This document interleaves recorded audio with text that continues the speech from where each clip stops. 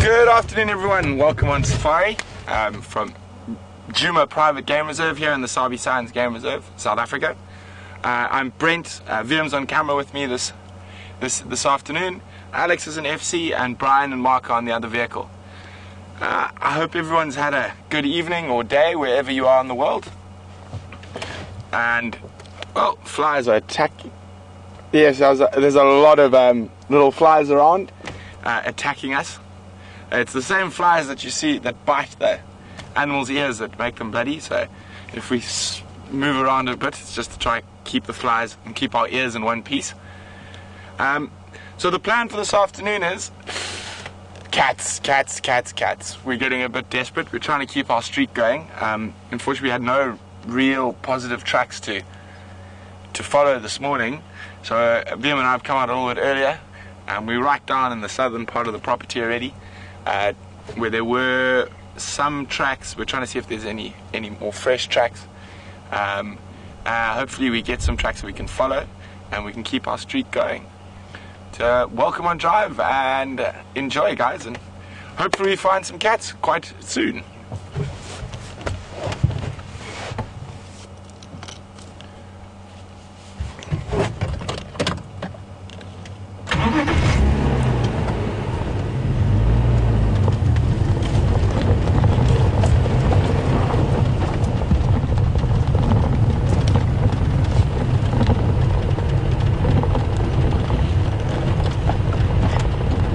The flies are a small price to pay for being able to work and live in a place as wonderful as this.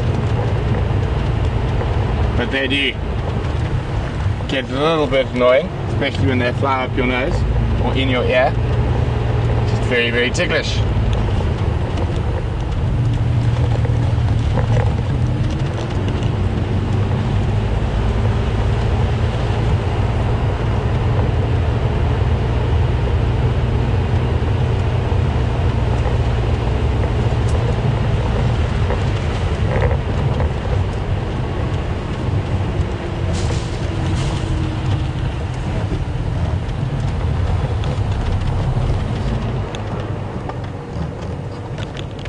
It's been a stinker of a hot day, so I don't think anything's moved too much. Good afternoon, mobile stations. Oh, here's a GNU, a single wildebeest bull in the shade. Clever boy.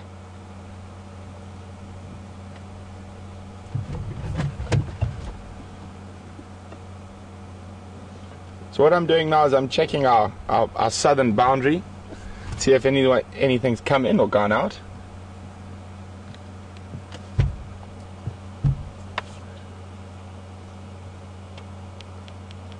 And you can see the flies all over him as well. He's just a little bit better equipped. His ears can move to keep them off, and he's got his tail as a large fly swat. I wonder what he's looking at.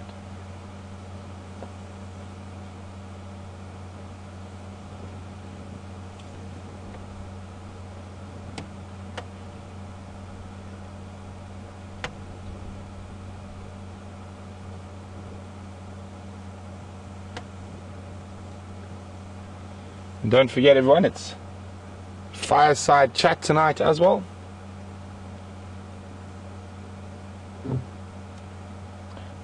But before then, if you have any questions, you can send them in on email to questions@wildearth.tv,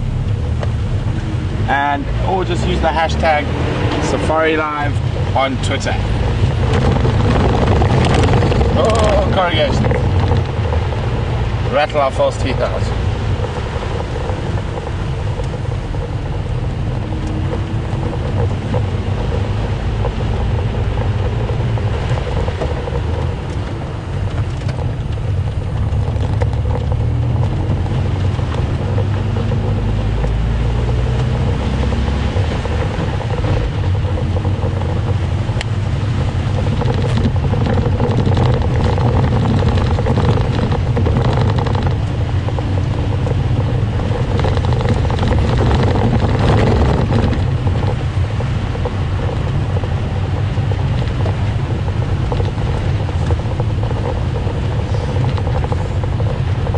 in this type of heat,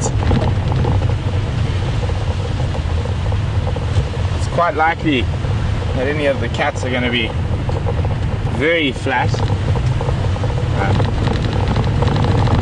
More likely the leopards will be on the ground in some thick shade. Another possibility, they might be up in a nice big marula tree. There's a little bit more breeze higher up, so if they get very hot, they will climb up to just take advantage of the breeze. But despite popular belief, we find leopards on the ground far more often than we find them in trees.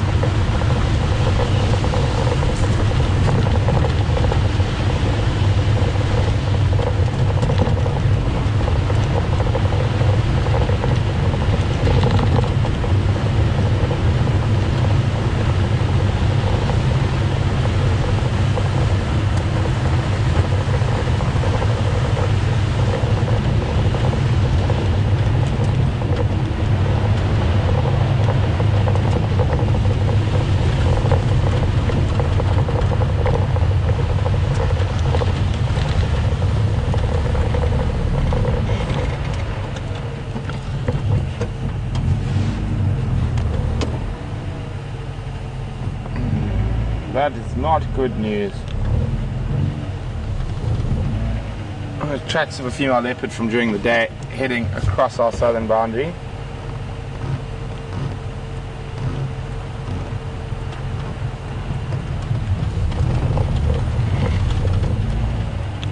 So I just want to check this old quarry over here, and then we're going to come back in and head towards Treehouse Dam.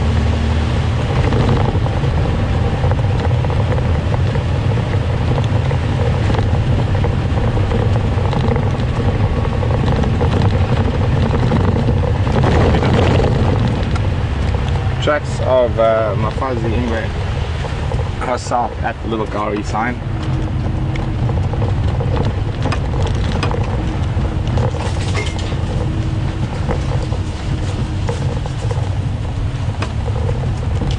Sometimes these funny little places like this is an old quarry from fixing roads. The water's dried up. I thought there might still be a little bit of water in here, and sometimes you get the animals hanging around.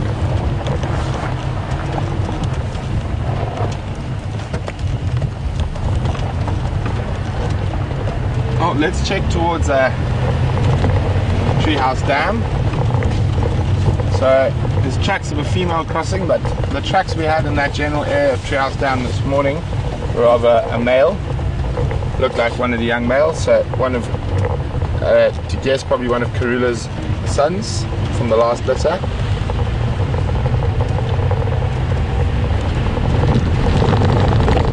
Hot as Hades.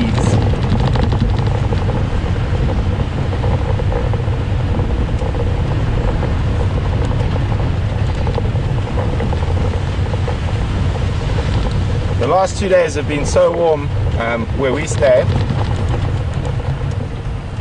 that, oh no, that's even worse news.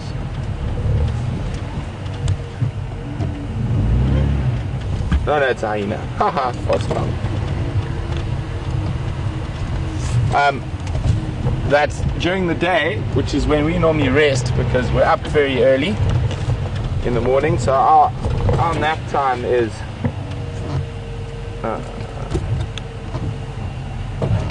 our nap time is during the day. So what I've been doing is I've been taking my kikoi, which is basically an East African fabric, it's a sarong, and I put it in the shower, make it completely wet, and then lay that on my bed and then have a nap on that. And by the time I wake up after about an hour and a half or 2 hours, it's completely dry.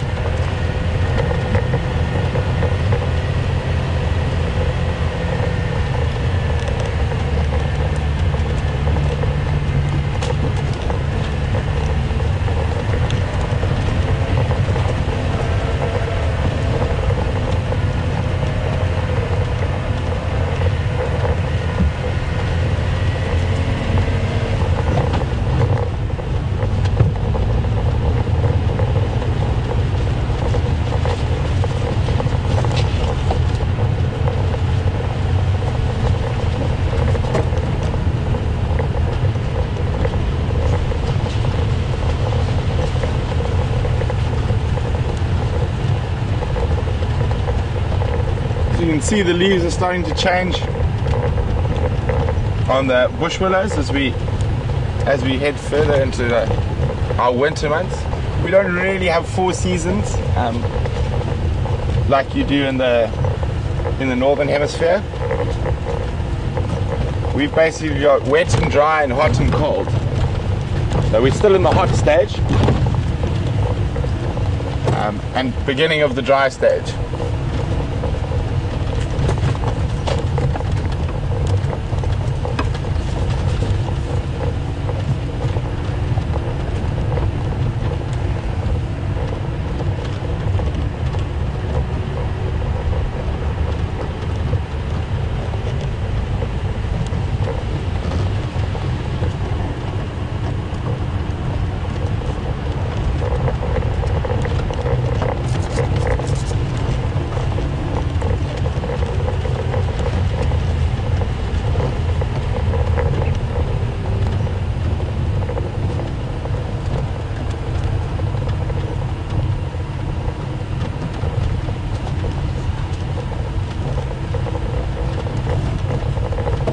It's so still, I can't even hear a bird. Have you heard a bird yet, Sam?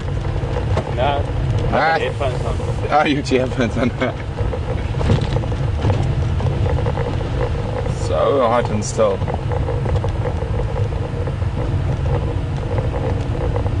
Are we approaching Treehouse Dam, which is a favourite hangout for this general area for leopards on Djuma.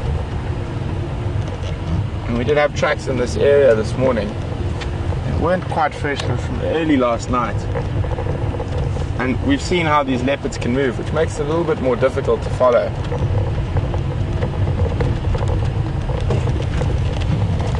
Quite sure we'll probably find a buffalo bull or 3. I can see one through the bush already. Go ahead.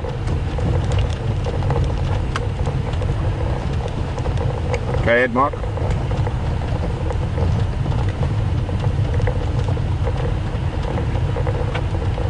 Treehouse Dam. Plenty buffalo, plenty flies.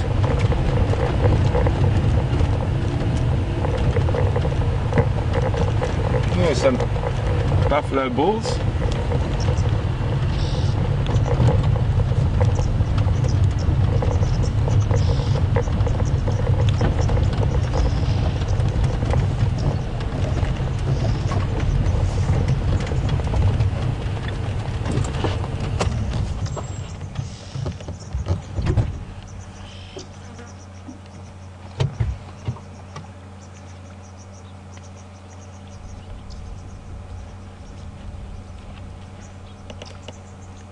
So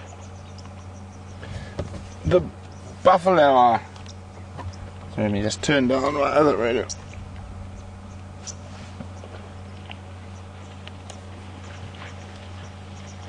Oh,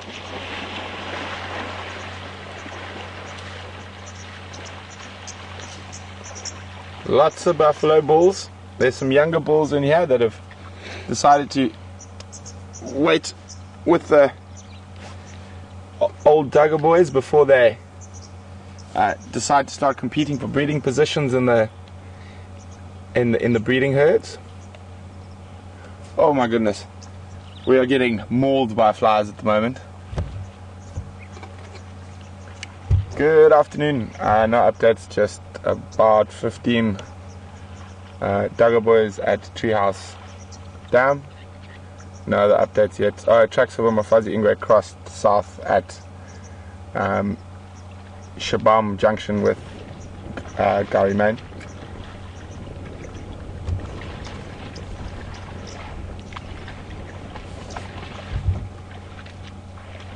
So we're not going to spend too much time here, otherwise we'll go mad.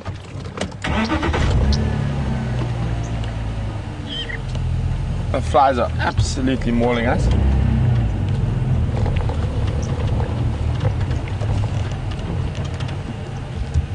Seems like every time we drive past these old buffalo bulls,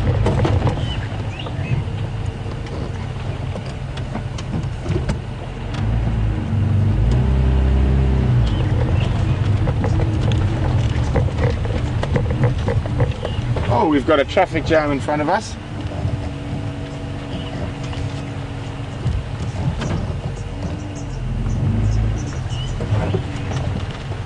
There's 3 Neoni also at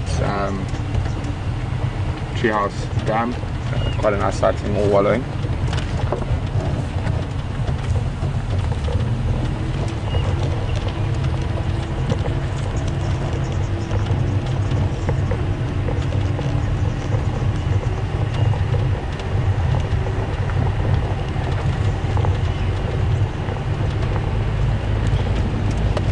Good afternoon, Jim from Connecticut. Welcome on Drive with us this afternoon. Jim would like to know how cold is our cold stage, so our winter months. So the coldest is probably June and July, or May, June, July.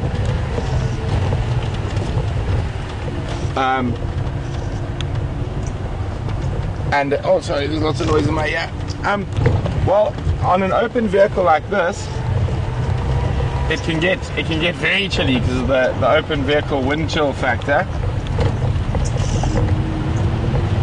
And I think I'm gonna have to ask Alex to help me out with some conversions. Occasionally it gets below 0, but mostly early morning is going to be between 4 and 5 degrees Celsius, but it does get up to 25-30 degrees during the heat of the day.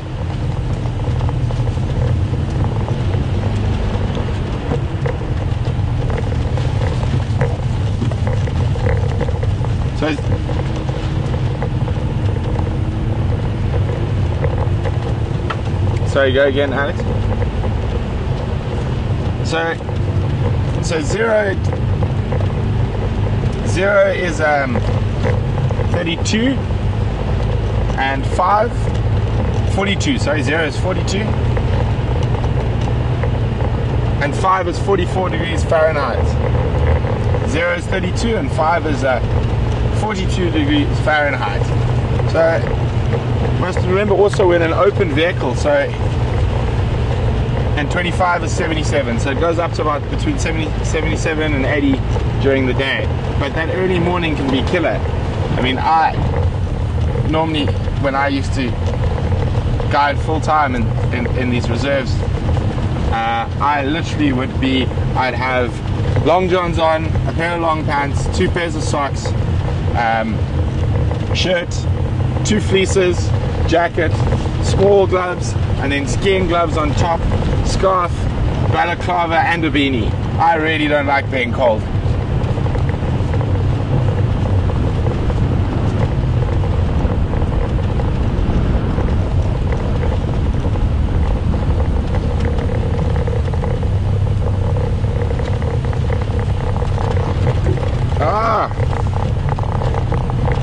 Good afternoon, Racer. Racer's asking about what happened with the hoopoe mystery.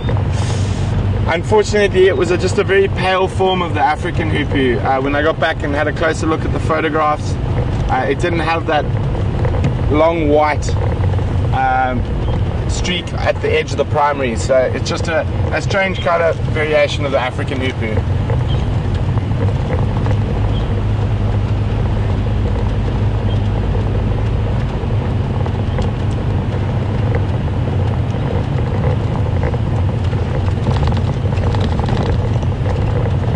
We're going to cross across to Mark to say good afternoon. I'm going to keep looking for tracks. Hopefully I find some shortly. So over to Mark.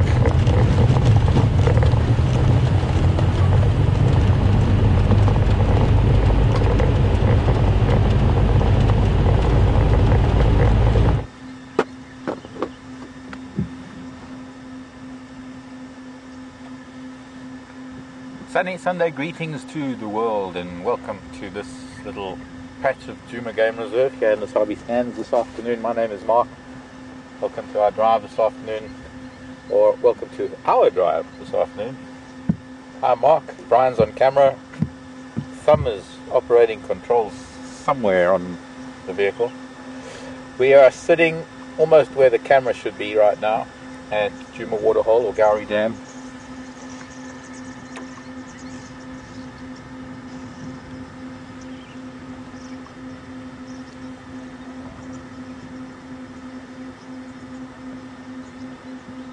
And quite typically for the afternoon buffalo, we arrived here, there was a family of Inyala that came down to drink. There was a huge herd of impala here. We've also been watching probably the last of the woodlands kingfishers that are here, 2 of them that have been having a bath. There's one still sitting over there in the weaver's nest. Actually no, there are 2 of them there now. So there have been 3, because one flew away. One flew quite far away. And they've been having a bath. They are not as vocal as they were in the height of summer. In fact, it's the time now that we're going to be finding that. Also, behind the weaver's nest, can you see them, the impala? Some of the impala still on the dam wall. But we're going to be losing the woodlands kingfishers soon. So it'd be nice to sit here and watch them, especially because we've got this late afternoon light. And they've been sitting on the dead tree past tense, except for one in the weaver nest tree. Buffalo doing what buffalo do, and we've got a couple of hippo that are here. There's also a very tiny baby, and I showed Wiem this morning. Was it you? I was with you this morning. I showed Brian little hippo tracks this morning coming towards Gowrie Dam, and they're hippo tracks that are about the size of lion tracks, and it's that little child that just tried to climb on top of its mom's back a minute ago. So we'll have a look at that. I thought, being a hot afternoon, it would be nice to just sit here at the dam for a little bit and just take a breather from the driving around that we do and actually have a look at what we might find, all the different species that we might find. And so I'm going to try and point them out, and I hope Brian's going to, or rather the thumb is going to keep up with me. So we've got, somebody's going to need to count. There is a, actually I don't know what the collective term is for terrapins. There's a terror of terrapins in the corner of the dam below the weaver's nest and the dead tree. What they're doing there, only the terrapins know. You can't, sorry Brian, I know you're going to the hippos to see little ones. We're going to get there, we're going to pan. We're going to start from these children and we're going to go left for now. Come back again. There's a hippo that's trying to dislodge a terrapin off of its back, but we're going to come and see that shortly. Terrapins, I think I don't know what they're doing, maybe they're filtering algae or something, but they're all behaving the same way. They're swimming around, opening and closing their mouths. Rather unusual, never seen that before.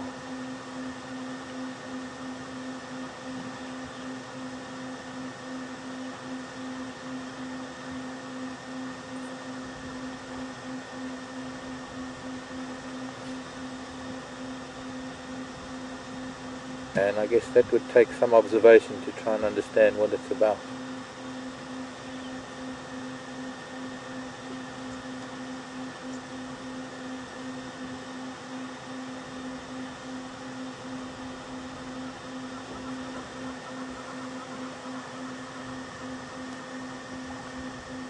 As we come left, hot and tired buffalo. You can almost see the clouds of flies that are hanging around him. Fortunately, I don't know whether it's better to sit close to them, that the flies prefer them to us, or whether we sit here close to them and we get some of the flies. But I don't know, having sat here close to them, I think I've got fewer flies bugging me right now. I think they've got better things to do down there with, how many have we got? 2, 4, 6, 8, 10, 12, 14, 16, 18, 20 buffalo.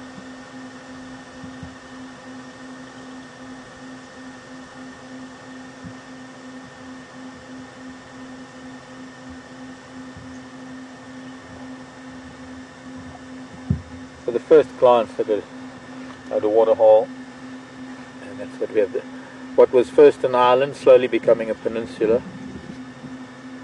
Oh, I forgot to mention the red-billed oxpeckers, which was another species of bird that was sitting on the buffalo. Just if we're going to count the species we can see around the dam today. Terrapins, I would count at least 2 species. I'm seeing 2 different color faces there, despite maybe some being young and some older, but I think we've got both the, well, I don't know, maybe hinged terrapin and the pan terrapin. We've got an eagle flying. Brian loves catching birds in flight.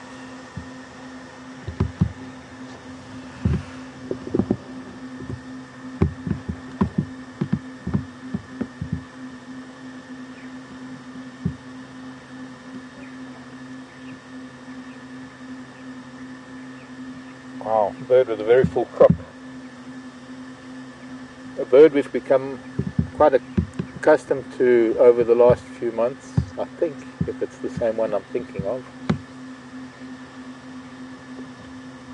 Boy, that's a full crop. It's just been eating something quite big.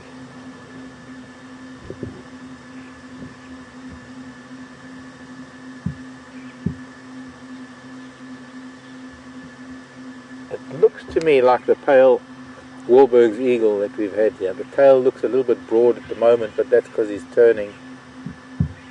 Tail not quite long enough for a Wahlberg's though.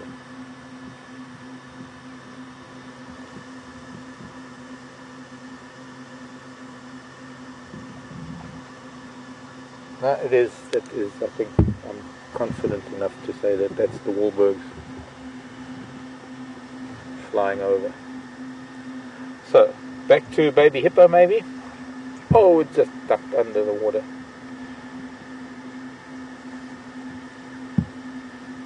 It won't be down for long. Well, we saw his tracks, her tracks. We saw this baby's tracks crossing Weaver's Nest. They must have been at Treehouse Dam during the night. They probably stopped over there.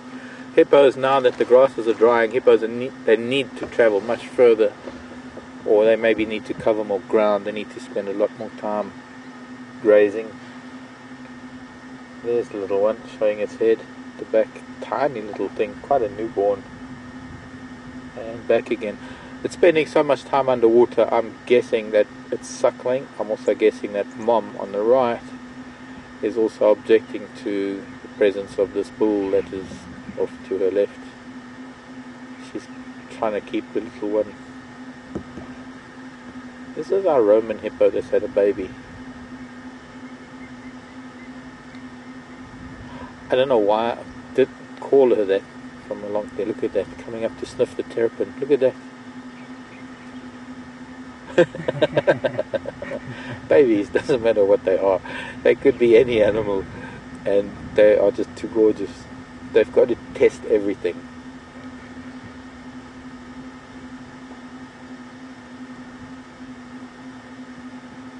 I think the terrapin is old enough to have encountered a few baby hippos in its past, knowing that there was no danger there.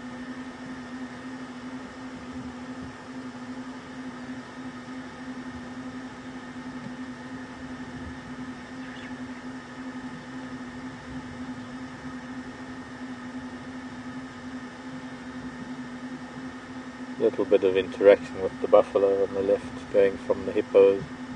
One that stood up, who I think he wants to... Oh, he's lying down again. I think he wanted to get in the middle of them all, because I suppose he who's in the middle gets the least flies. It can't be easy being a buffalo. You might be big, you might be invulnerable to most of the predators, you might have this wonderful big set of horns, but you are also the kind of animal that insects love. If we were to come to the forward part of the dam, though, I have to tell you that this bull, just looking at him, is probably one of the biggest bulls. I mean, horn-wise, the width of his horns, you can see from the back here, he is kind of a bit of a monster. Definitely a very big bull as far as his horns are concerned. Horns, of course, that mean he's a very big bull in body. We would have to be able to look at that if they were standing up and see how deep the chest is.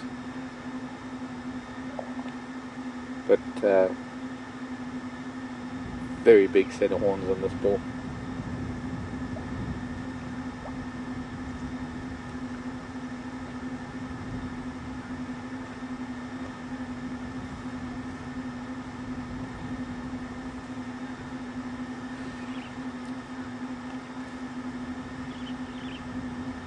Well, first question for me this afternoon comes from New York, from Terry. Hi, Terry.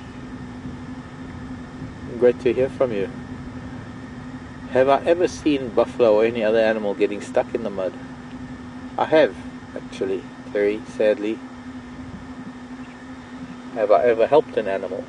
I have, actually. Gladly. Okay, next bird we want to look at. There's a Burtsel starling that's hopping around on the other side. We've seen Burtsels a lot, but next to the Burtsel starling, somewhere in there, is a pair of Natal francolin. That's another one to add to the list for Gowrie Dam for the afternoon. There was a go-away bird, flew away, and there are barn swallows flying around. I guess we can't really count the Nyala because you didn't see them, all you're all out there. Only Brian and I saw them. They moved away so quickly. Impala still on the dam wall. Kingfishers are still having a bath. So as we go left past the buffalo, pretty hard to see any. There's a heron. There's a grey heron. Find the heron, win a Datsun.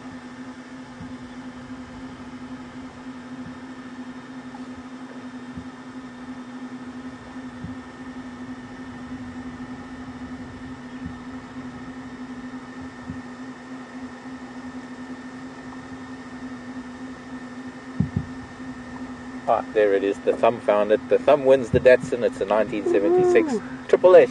Yabbo. Wait, let me just check my records. Oops. That one was crushed in 1986. What'll it You can have a box of metal. Oh wait, let me check my records. That is now reconstituted as part of the space station. Very big hit Being silly. Grey heron. I've always thought that cats had patience. I've always thought that I've learned my patience from cats and watching ants and spiders. But I think the heron and the egrets, I think they are some of the most patient birds on the planet, or the most patient beings.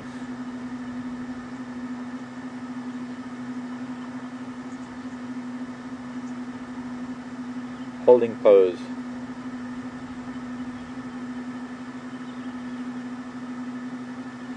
Mostly because it's probably got a frog in its sight. A little bit far across the end of the dam, so I hope you can see it. But I think it's time to move on. It's time to move up to maybe Buffelshoek Dam. Let's see what's happening now around another body of water.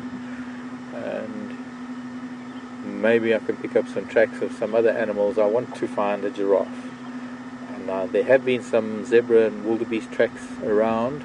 There is a wildebeest on quarantine, but he's been hiding mostly during the day deep in the thickets because it gets pretty hot.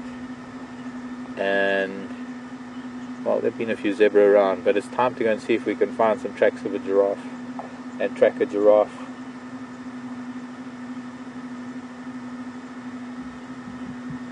Or two. Or whatever else we can see. I saw a spotted bush snake today, my second snake of the day. So who knows, maybe I'll be able to find another reptile. We don't get to see many reptiles. Bye-bye, baby hippo. Last minute look at baby hippo resting its head on mom. Earlier it was drinking because it was going under all the time, but it seems to have stopped drinking. They do drink underwater, by the way. Yes, Alex.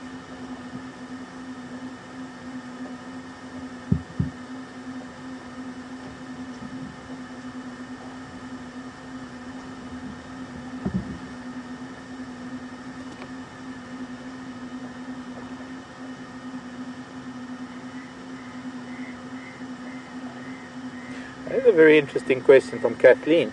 Kathleen was saying, are there other areas, other places for them to drink? Because we never get to see the smaller antelope drinking, bushbuck and steenbuck, etc.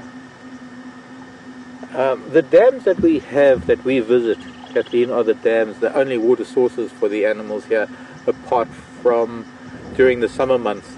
There are lots of little mud wallows and water holes that fill up, natural pans that fill up during the heavy rains. We've just had a very unusual rainy season that those pans that ordinarily should probably still have water in them now, most of them are all dried up. So at the moment we're experiencing what we would normally be seeing about 2 months down the line, I would say, because everything's happening a few months earlier. Bush is getting yellow, the dams are drying up, the mud wallows have dried up. Ordinarily these buffalo would be spread out over dozens and dozens of tiny little mud wallows. They're not here for the water, for the drinking of the water, they're here for the mud and the coolness of the water, and a little mud wallow would be just fine. It helps them to keep the flies away. We won't really see steenbuck drinking because they are not water dependent antelope, and very, very seldom that you will see steenbuck coming down to a water hole to drink. They get enough of the moisture from the vegetation that they eat.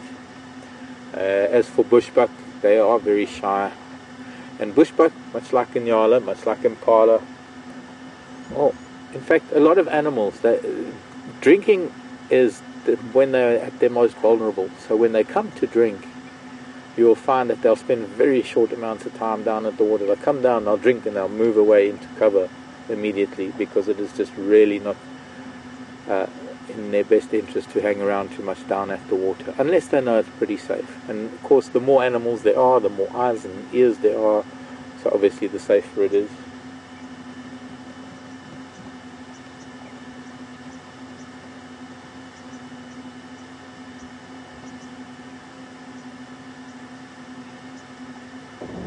So while I'm driving, I'll tell you about some of the previous questions, or the answers I gave, in terms of having found animals stuck in mud or helping animals stuck in mud. Don't want to disturb you, buffalo boys. Buffalo soldiers would have been an appropriate song. Uncle Robert Marley, the legend. Of course, buffalo soldiers had nothing to do with buffalo so much as they did to do with soldiers. But these are our buffalo soldiers. And wouldn't you know, it's the nursery herd that are still on the damn wall. The little children got to keep running down the damn wall to join the rest of the herd. The rest of the herd they're all down there where we saw quarantine male the other day. Oh, here they have a field day right now.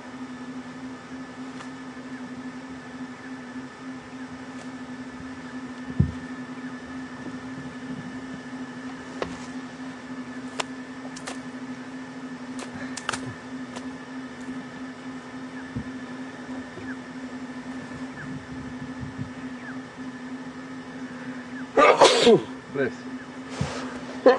Bless. Thank you. Excuse me. Little boys and girls.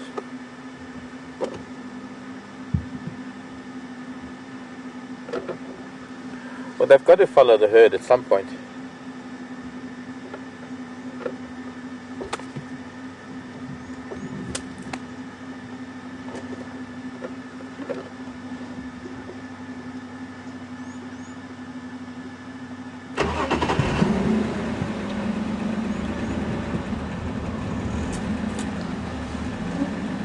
Copy that, thanks.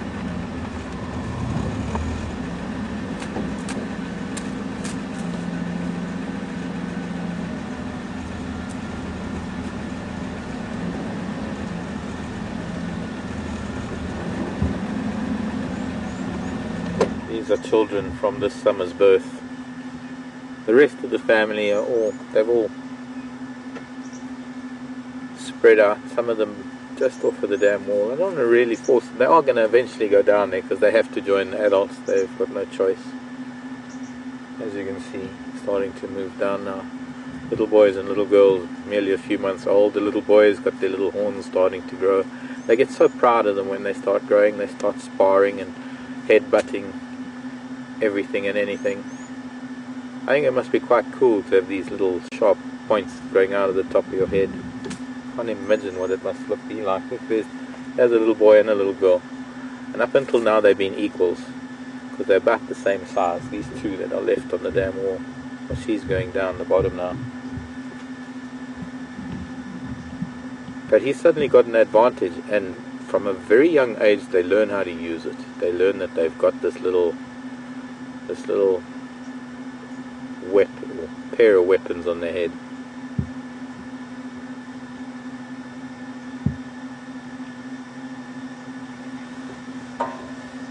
And they learn that they can intimidate with it.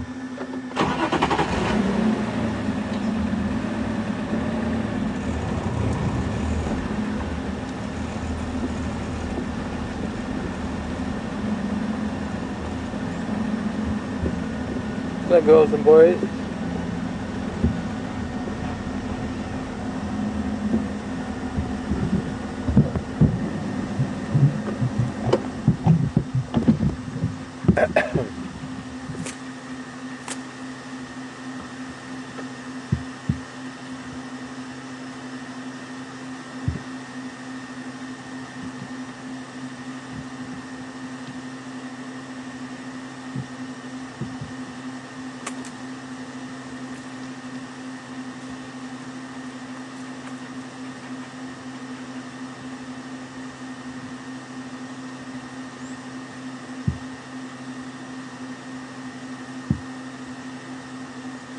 Interesting to see them all bulking up like this, and I'd like to see how many other herbivores, or especially the browsers, that we're going to be able to see this afternoon really vigorously bulking up on vegetation, because sometimes it's an indication of a weather change, a cold spell coming in.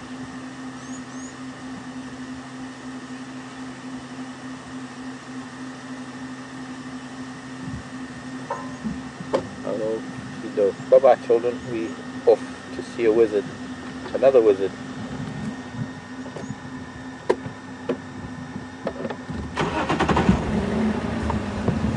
Look at this dude. I've seen a few of them doing that. They lie.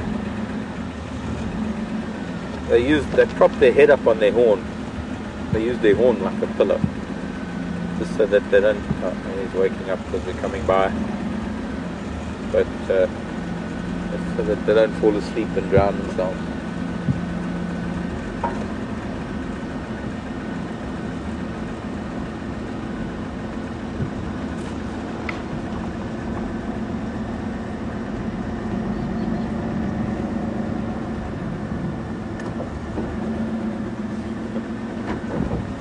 Hi John, how's Connecticut treating you this afternoon? Oh, well, your morning, my afternoon. Buffalo, are they regulars? It seems that they might be easy pickings for lion without the herd. Well, not really, John. Actually, with a big herd of, well, a big bachelor group of buffalo such as they are, they'd be a formidable force on their own. They don't need a herd. A bunch of big bulls like that, lion would probably think twice about trying to single one of them out, because they don't come to each other's rescue. So whilst they might be vulnerable, somewhat vulnerable, not being in the herd, they're pretty safe.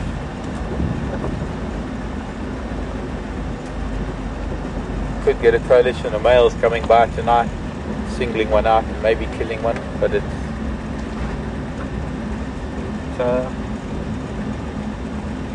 how things work.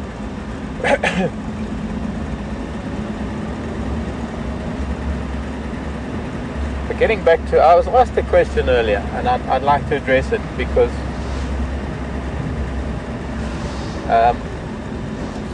think I gave a very good answer there, and it begs further explanation, I guess. I have been in places where rivers recede, especially in the dry season. Lakes have receded and left animals stranded and left animals trapped. And sadly, there were times when I saw numerous animals trapped in mud, but in such severe conditions that there was absolutely nothing that could have been done. Game reserve 3 times the size of the Kruger National Park, and the Kruger National Park in itself is several million acres, so you can imagine acres of wild wilderness area, and these vast lake areas. The government doesn't even have enough resources to provide boats and vehicles for their patrols, let alone weapons for anti-poaching. And all we had were the basics. And when big animals got trapped, there's nothing. But it's also a case of a hands-off, voyeuristic approach, because that is what we do in nature to a very large extent. Sometimes our hearts get the better of us, and sometimes we just can't help ourselves but interfere and do something, and it's wrong sometimes, but it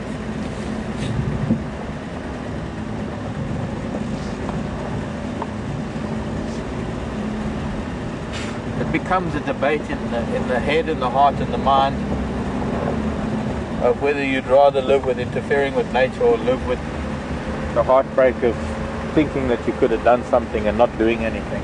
It's hard. It's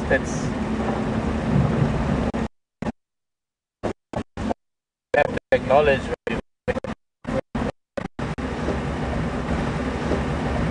this becomes a life. It doesn't really become much of a discussion. It becomes an acceptance. And when I was a kid, I thought I wanted to be a vet because I thought all I wanted to do was help animals. And then I got my heart broken so many times because I lost animals that were so dear to me that I thought, how could I ever become a vet? Because you'd have to make decisions every day. Anyway, there have been a number of places that I've lived in Africa where wildlife is on a scale somewhat different to this, and everything is on a different scale. And living on the biggest river in East Africa, with the size of the lakes, the natural lakes, and wildlife that came with it, one had to merely harden up and be the voyeur that we are, because that's all we can be as human beings. We can only look at nature, we can only study it from a distance.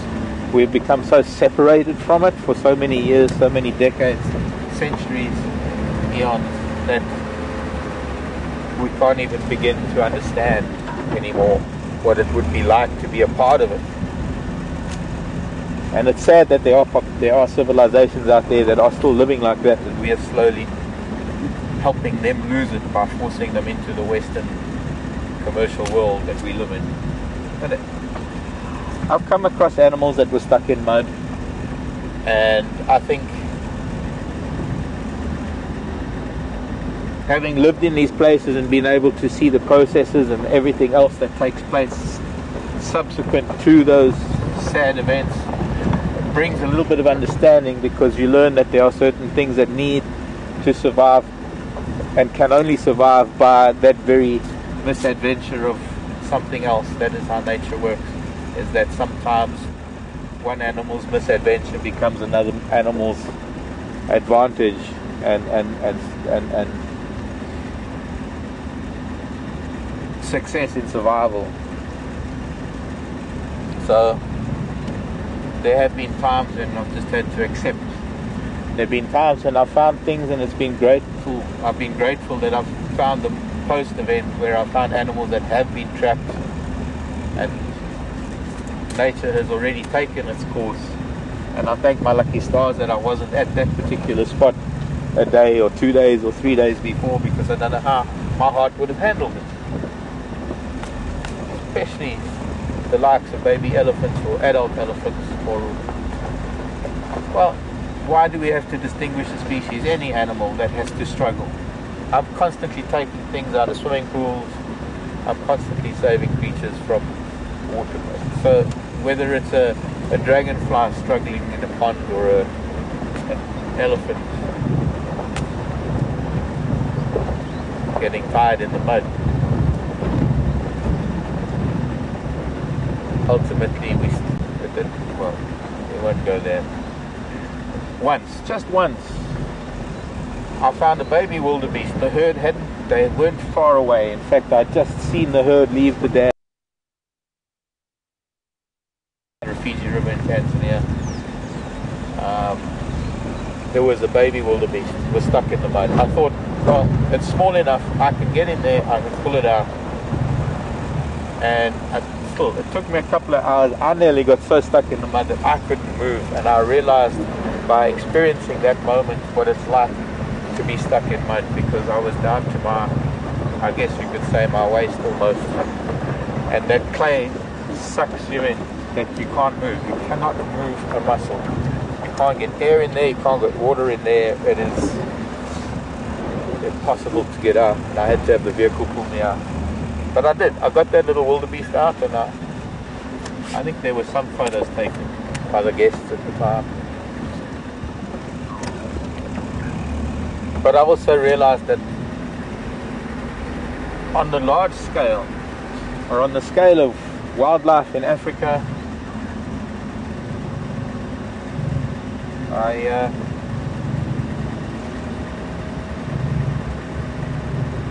I have to take a back seat. Nature and wildlife has to go on without me. It has to a large extent, look after itself. It has done for millions of years. Hello, leopard.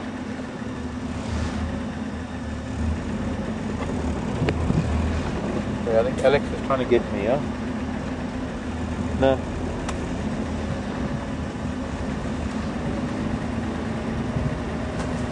Since then I limit my rescues to smaller things like insects in swimming pools and certain insects out of spider webs. If I find a jewel beetle in a spider web, I'll rescue it because they're endangered. I took a dragonfly out of a spider web recently, only because the spider wasn't going to get it the way it was stuck.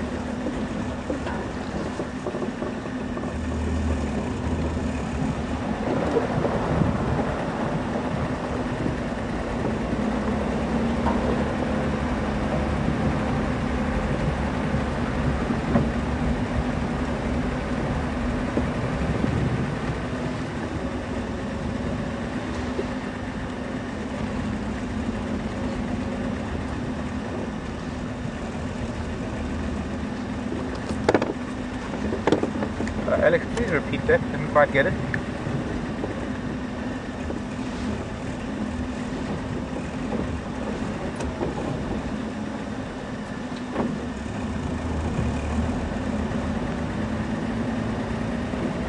Okay.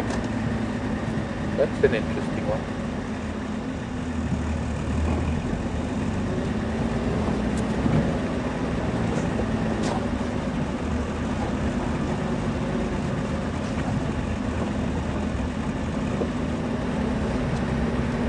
Joyce. Hello, Joyce. New Hampshire.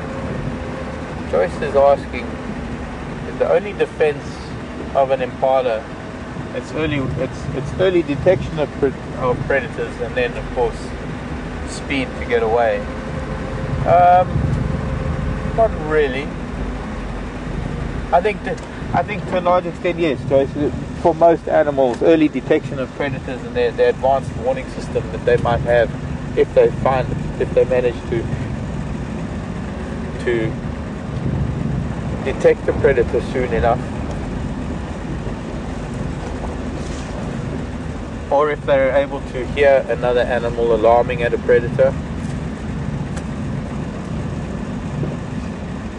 Speed, not necessarily, because cheetah and wild dog are probably one of their main predators. Look, Impala have probably more predators than any other animal in the bushveld here, because Impala are that perfect size that they are not ignored by the bigger predators, and they're small enough that they can be taken by some of the smaller predators. A lot of the smaller prey species are a little bit too small to be worried about by the bigger predators. So anything smaller, like the steenbok and the duik, although the leopards take them, lion and cheetah, well, not really that interested, although they do occasionally catch them. Impala, well, even a martial eagle will take an impala on the other occasion. Crocodiles, snakes, the python, the African rock python. All the cats, jackals, wild dog, hyena.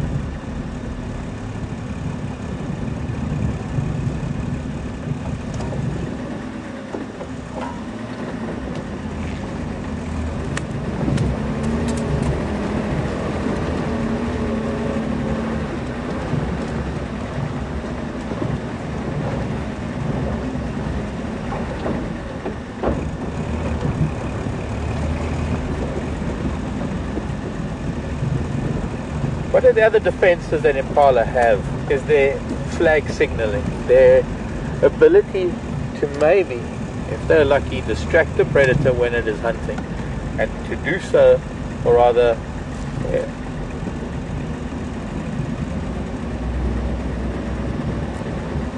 when one looks at how they use their tails and the white underneath their tails, and the way that they run, the way that they start, as it were, the special type of running they do when they're giving off alarm pheromones. Sometimes the very fact that they are running the way that they are running and flashing their white tails, that in itself can be considered a defense, because they could distract the predator by flashing that white tail. Oh, there's nothing really white out here. One of the reasons, please, if you're ever on safari, please don't wear white. I know it's probably one of the coolest colors, and I don't mean cool as in hip, I mean cool as in temperature. But don't wear white. It's probably it's a warning color. It's a flash. It's not the right thing. Here's some nyala, big nyala bull too.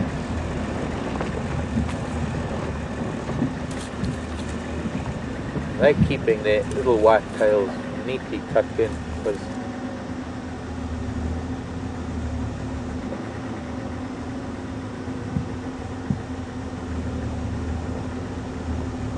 the females have gone a little bit too deep.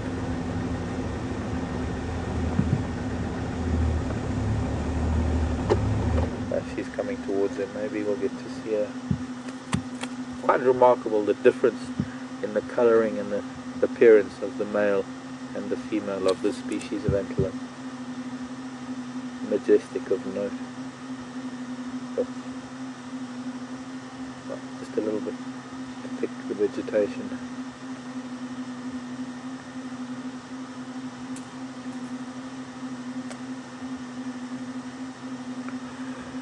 No matter what predator it is, whether they're hunting as a group or whether they're hunting singularly, when a predator is hunting, it has to aim for an individual and hope that it's going to focus and only focus on that individual. Its chances of success depend on focusing on that individual. And that's not a secret, it's a known fact. Even the nyala know that. And if they can distract the predator from its target, that's as good a form of defense as speed or anything else. Deceit or pretense or, well, just simply distraction. Just hope that you have a leopard with a bit of ADD hunting you.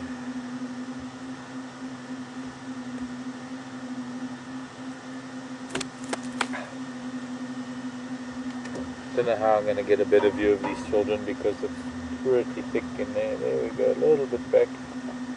No.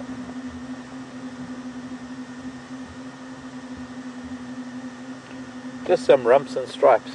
Let's get towards Buffelshoek Dam. We can sit there for a little bit and see what might be coming down. It's such a hot afternoon, so hot and humid. I'm hoping that at least somewhere there's got to be an elephant or something bigger wanting to come and have a mud bath or a swim.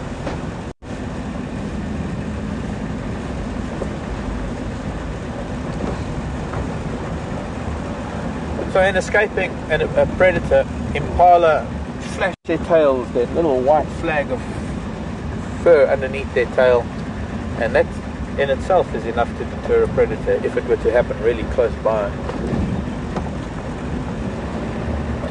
Other defences, well, they are known to turn and face their predators, and that's as good a defence as any for anything really, because predators are not that inclined to attack if they're facing their prey, or if their prey is facing them.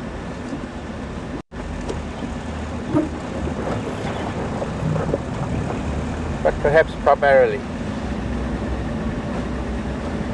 early detection and a hasty getaway.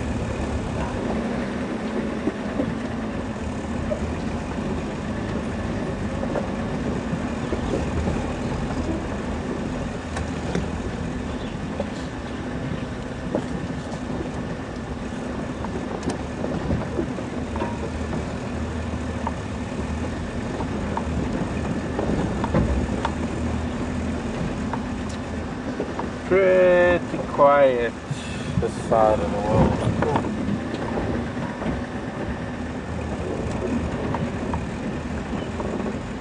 Not even a hippo or a buffalo.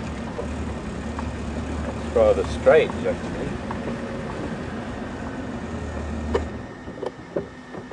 Barely a ripple on the surface.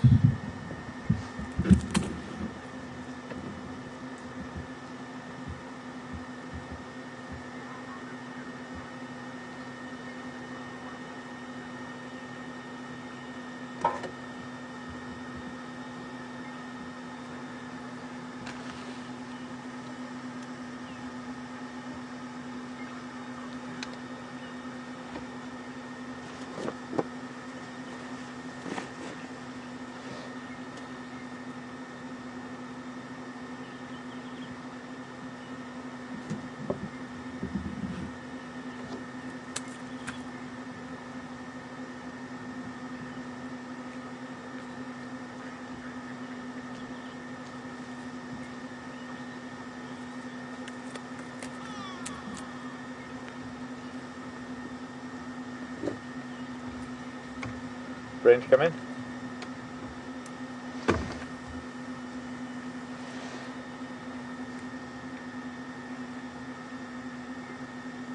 Doubt whether I'll get him on. Brent, come in. Way too far away.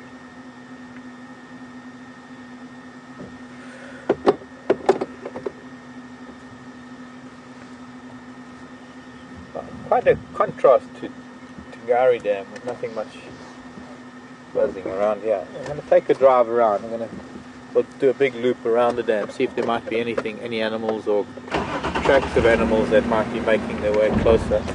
So let's drive a little bit, get some air flowing. It'd be nice if this bit of cloud turns into something tonight to do something about these flies.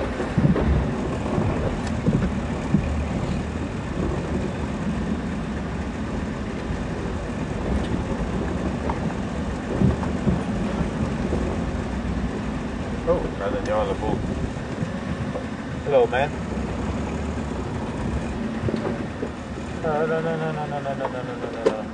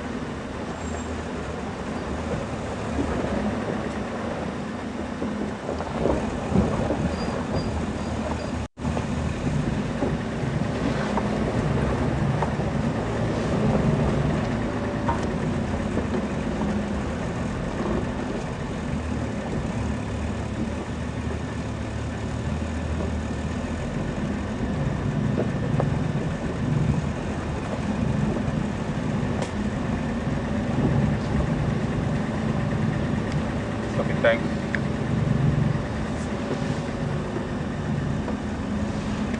Brent, to copy.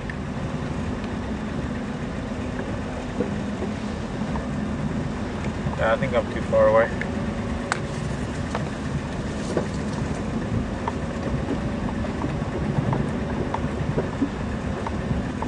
Okay, no problem. No, I won't get him on arrow 2. They don't have a repeater.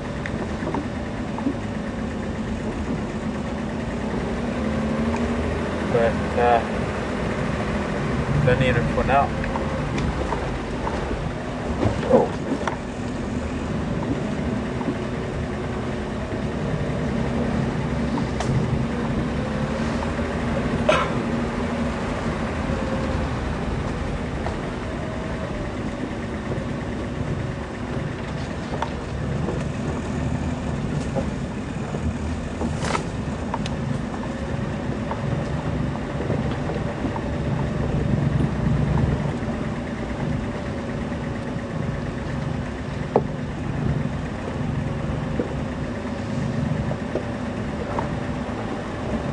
Question coming in from North Carolina, and from Cheryl. Hi Cheryl. What other predators are out here that eat meat? Other than the lion, of course. Lion, leopard, cheetah, Cheryl said. Wild dog and hyena. Other than those, what other predators are out here that eat meat? Well, Cheryl, there's a whole host of smaller predators that eat meat. Where shall I begin? Let's go from the cheetah coming down in size in the cat family. There are serval and caracal, which is what we call a lynx. There are African wildcats. And while an African wildcat might look like a tabby to most people, it is an indigenous wildcat. It is something that's been part of Africa forever. In fact, it's probably the kind of cat that the Egyptians brought in to control the mice in their great stores. The origin of most cats, African wildcat. Smaller than that, the black-footed cat, small spotted cat. Two very small cats, other than the African wildcat. And then on the dog side, from wild dog coming down in size, there are two other dogs that we get here. One of them is the side-striped jackal, and another one is the black-backed jackal. They're a little bit smaller than your coyote, but kind of perform the same kind of deed, function, occupy the same kind of niche as a coyote.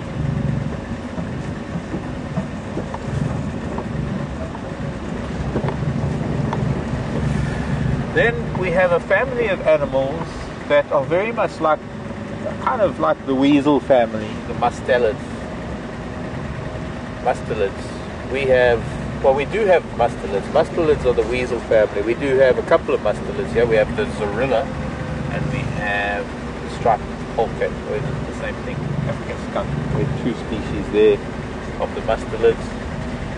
Other than that, we have a number of animals that belong to the viverrid family. Now, the viverrid family is a very interesting family. It's the mongoose family, and while they look very much like the weasels and things, to some extent they're a different family of animals.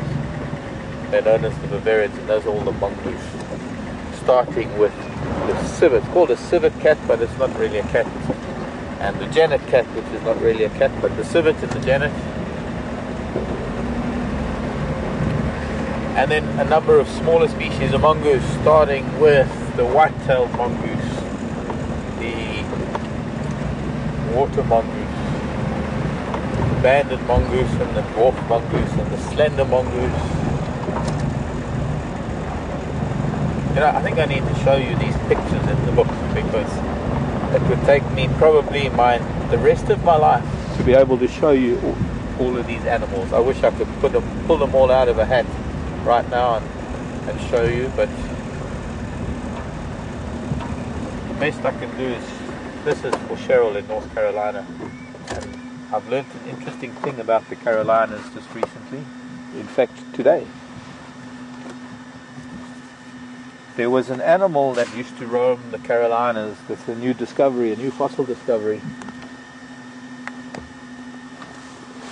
An animal that used to roam the Carolinas about 230 million years ago. Kind of even before the first dinosaurs.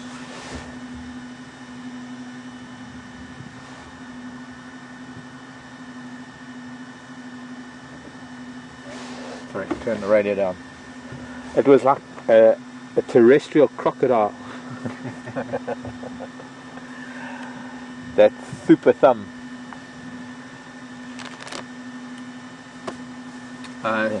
About, I don't know, I think this huge monster of a crocodile type ancestor, or an ancestor of crocodiles. And it wasn't aquatic, it evidently used to roam around on two legs, kind of a precursor to T-Rex, Tyrannosaurus Rex. And it was called the Butcher of Carolina, which is basically what its scientific name means. I can give you its scientific name, it's somewhere on my phone, but I won't do it now.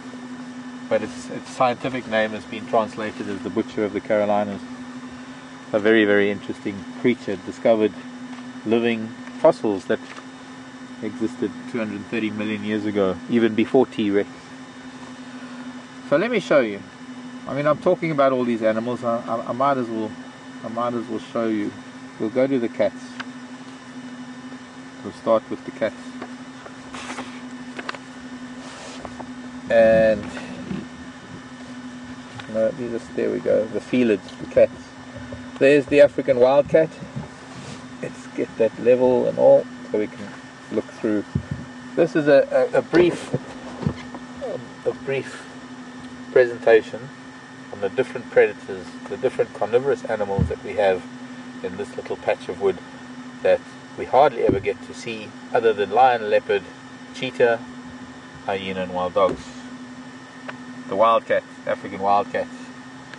Then there is this gorgeous little black-footed cat, which we don't really get here, but occurs more down in the southwestern part of the country.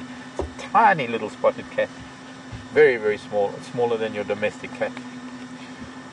Swamp cat not here, but this one, the serval. This is the serval. In fact, I heard one of the guys saying that they were following a serval this morning up on Buffelshoek. Hook. Beautiful cat. Oh gosh, it's such a gorgeous cat. Taller, much taller. It's like a miniature cheetah. Much taller than your African, or rather your average domestic cat. The serval. And then of course there's our lynx, the caracal, the lynx.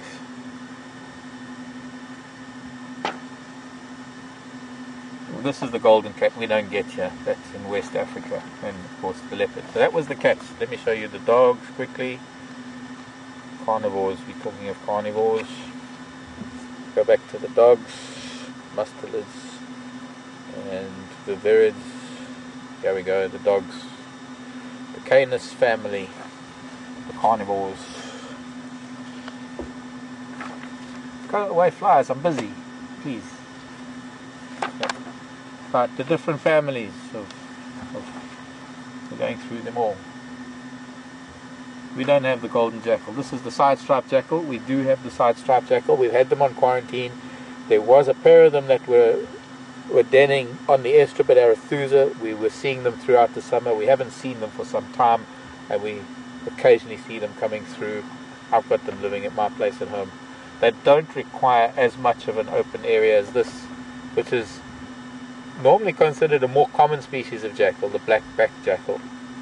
But I think that their numbers are dropping for habitat loss, and probably picking up Canis viruses from domestic dogs, from poachers coming in with their dogs and poaching animals for the pot, using their dogs as hunters. So those are the dogs that we get. We don't get, that's the Ethiopian wolf and the red fox, which is an introduced species, and other foxes, of course, the most beautiful of all the foxes, which we don't get here, more in the dry western parts of the country, and up in East Africa, which is a really gorgeous little animal, is the bat-eared fox. But not here. Not here. Those are the dogs. Then, of course, wild dog in the dogs. Hyena, we have the spotted hyena and the brown hyena. And I would say that there's been maybe one or 2 sightings of brown hyena in the last 30 years. So we can't really consider it. Now we're at the mustelids. These are the weasel type animals, because strangely enough we do have a couple of mustelids that live in this country. Of course, not mentioning those that might have been introduced or might be occurring up in the northern part of Africa. But for those that live here, and here we have the weasel and the polecat, but they're probably over up in northern Africa. The striped weasel and the zorillas. This is the striped weasel that we get here. I've never seen a living one. I might have seen them crossing the road. I've only ever seen, sadly, numerous road kills, because they are nocturnal and they get mesmerized by lights, and sadly they get knocked over by cars. I mean, I've never seen one in all the time I spend at night out in the bush. I live in the bush 365 days a year, and I'm out at night all the time. Never seen one of them. And of course the very well known honey badger, which is also known as, or also part of the mustelids. The other one member of the mustelid family are our otters.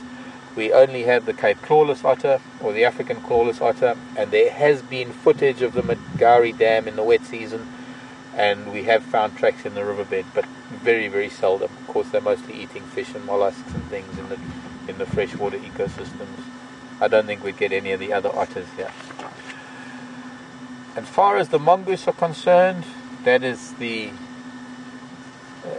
group of animals that look, to some extent, look like the weasels, but they're different. The dwarf mongoose. We don't get the small grey that's down in the Cape, and we get the slender mongoose. This is the banded mongoose. That's the suricate, the meerkat. We don't get it here, but we do get the banded mongoose, a little bit different. None of those. Those are all other parts of Africa. Mellors, maybe. Doubtful. I've never seen a Mellors mongoose, but there are supposedly some of them here in Kruger. But one of the nocturnal animals that we are going to try and find when we are out at night is the white-tailed mongoose. Where is a picture of it? Could be this one that they call Jackson. I don't know. Then I could go on all afternoon. There are a dozen shrew species that are considered insectivorous, but I guess because they eat insects and they don't eat plants, they could be considered carnivores. Well, they are carnivores. They'll eat small snakes even.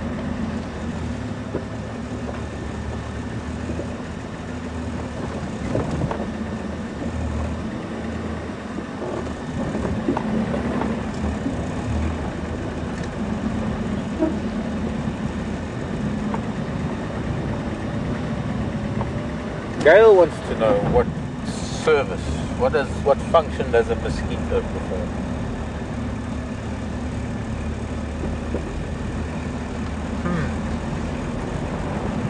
Always get these questions. The animals, the things that we find so pesky, that sometimes it's hard to believe that how could they possibly perform a function?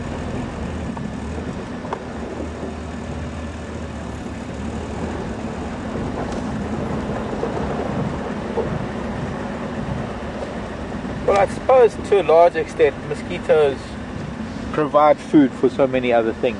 There are so many small creatures out there, small predators, spiders, mantids, fish, frogs, lizards, geckos, gosh, there are birds. Oh, the list is endless. Number of things that would eat mosquitoes, even the larvae in water. There are a number of things that would eat them. So, therefore, to some degree, they provide food for a whole host of predatory creatures. Big snake crossed the road. On the other hand, as larvae in water, I guess they might have some function. I have never understood it. I've never been able to come up with there's rain coming. Looking at that south. Be getting dark by the time we're at the fireside chat. But anyways, when they're larvae in water, I guess to some extent maybe they oxygenate the water a little bit. Maybe they I don't know, whatever function it is that they perform as larvae in water has got to be beneficial to the aquatic environment. They fulfill a niche, and then they become adults, and as adults their function is merely to reproduce, to provide more larvae. So the main function of the insect is to consume something that is vital to that little ecosystem that it grows up in. And maybe as adults, apart from their main function of reproducing, they do provide food for a bunch of things, a little bit for some very small things. And when you think of the dwarf geckos, when a dwarf gecko hatches, the egg is smaller than my pinky fingernail for a dwarf gecko. So when that little dwarf gecko hatches, there's not really many insects that it can eat, and mosquitoes are the perfect size. But there, of course, there becomes another function, and that other function becomes that maybe the fact that because it is a blood-sucking animal, its main function is to transmit internal parasites. As hard as that is to believe, because it is through the transmission of parasites into the bodies of hosts that help to establish the host as a viable species within its own niche. And if you look at an animal that is vulnerable to, like, let's say, some sort of malaria or some sort of malaria parasite that the mosquito carries, and then you look at the overall population of that animal, some of them will succumb to that malaria. I'm not talking humans now. Some will succumb to it, and some will survive. And it's those that survive that will require that parasite to have to mutate to survive in its own sense. But also it's its own way of, it's nature's way of ensuring a population control measure within a population that is invariably a social species, because it wouldn't really help if this was trying to control solitary animals. Nature's way, of population control. Within a large population, you have a greater transmission rate. And so numbers of them will succumb, numbers of them will survive, and it's those that survive that will be able to carry a gene to prevent others from dying in the future. Complicated. It's not as we see it now. It's over a long-term thing. It's not what mosquitoes can do for us now, but it's what they do over long term. Unfortunately, of course, we are humans. We create medicine. Look, I wouldn't be here if it wasn't for malaria cures. So I think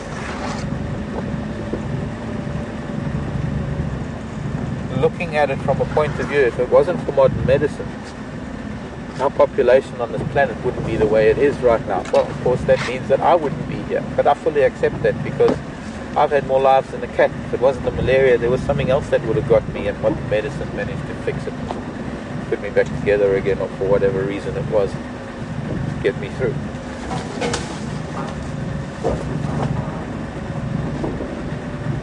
Selection, whether you want to call it natural selection, whatever you want to call it, it's selection.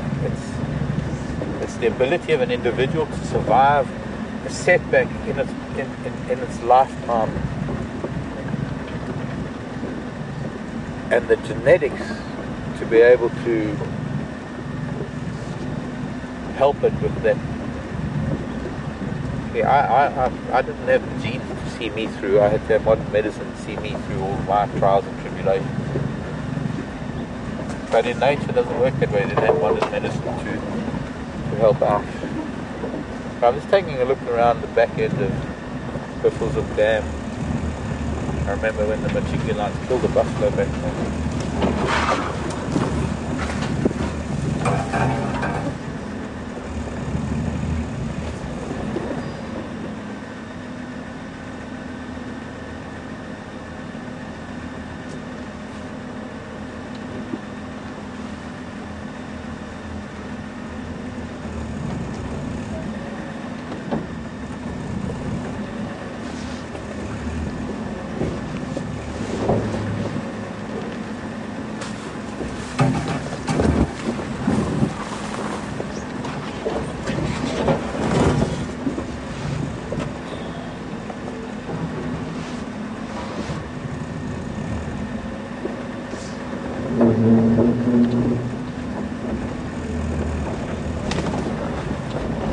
It's like white flies.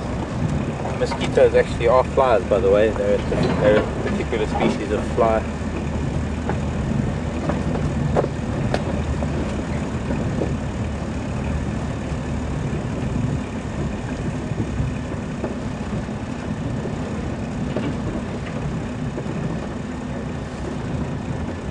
Flies perform a very big function.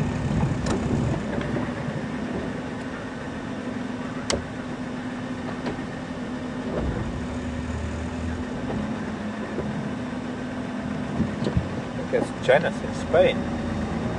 Interestingly, there is a buffalo leg here from a recent kill, and that would have been killed while I've been here. Because it's within the last couple of months. I've never known a buffalo kill from this part of the world. Have you, Brian? Unless there's a three-legged buffalo running around.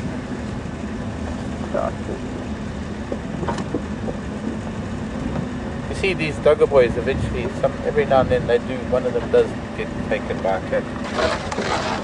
Janice from Spain was asking if I ever seen a wild caracal and where would she have to go to see one of those beautiful cats. They are exquisite cats. I've been very lucky to live in a place where I had more caracal in a few years than I have had here in the bush. I've seen a few caracal here in the Sabi Sand and Timbavati. Very, very seldom, very, very rare up in the Timbavati. No, actually I think maybe I've had more sightings up there than I've had here, come to think of it. A little bit drier up there, more grassland. They are grassland cats. Where would you have to go to see it? Well, I think my last caracal was about 8 years ago, or 9 years ago. The last time I really had a decent sighting of a caracal. So you could go to any number of places where they are known to exist, and you could spend 5 years and not see one. Or you could get there and see one the day you got there. I'll never forget, I was up in East Africa a few years ago and I was guiding. It was one of those unique opportunities that I had to go and do walking safaris up in a national park in Tanzania. It was about 2.5 years ago. Magical national park of note called Ruaha National Park, and we had some guests who were ex-South African, I have to add, who were living in Holland, and they demanded to see sable and roan antelope because they had read that the Ruaha National Park was one of the few places in East Africa where you could still see sable and roan antelope, and they booked their entire trip based purely on the fact that they knew that those antelope occurred there, and so when they got to the lodge they demanded to see roan and sable antelope. Now, from where the camp was to get to any area, apart from the fact that roan or sable hadn't been seen for a year, and while there is a healthy population in that particular national park, they are not antelope that you can say, well, that's where they live, let's go there today. Because they might be seen in one area 1 year, and 6 months later they might be seen 100 kilometers away, and they might not be the same ones. So I guess moral of the story I'm trying to say is that this couple left, they had the most fantastic time, they saw the most wonderful things, but because they didn't get to see roan and sable, and because we didn't make an effort to take them to where they believed them to be, which would have been a day trip. It would have taken a whole day just to get to an area where they thought they were. It's like yesterday, having quarantine mail on that barbecue area at Boetela Lodge. You know, that's a unique opportunity. What he did there, it's like booking your trip based on that, and then booking somewhere that's a couple of 100 kilometers away and insisting they take you to Juma Waterhole and to Juma to see the leopard lying on the slab, when it's never going to happen again. Not in this lifetime, I don't think. Expectations, it's all about expectations. you could probably go to one of the highest densities of caracal areas, and sadly, unfortunately, some of the driest areas of the country where caracal exists, they are persecuted to no end by farmers who insist on destroying a diverse ecosystem for the sustenance of a monoculture or a single animal. Sheep farmers and caracal don't get along well, and sadly they trap them and kill them, and they want them out of their farms. And so you find that prime caracal territories, or the prime caracal habitats, are the very areas where that's prime sheep. And of course the price of mutton these days, well, sheep farming is quite a lucrative business.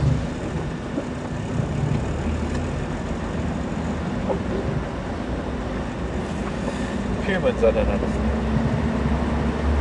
I wouldn't know where to send you to see caracal. I would put you in touch with rehabilitation centres, maybe, that are trying to rehabilitate them and trying to return them into the wild, because maybe that would be more rewarding. But to see them in the wild, you've got to be very lucky.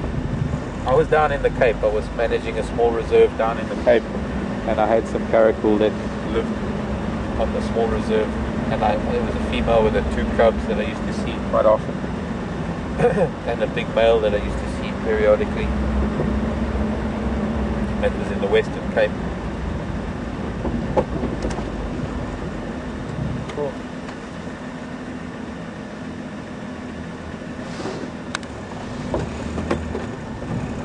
I haven't seen a single giraffe track. My whole mission this afternoon has been giraffe.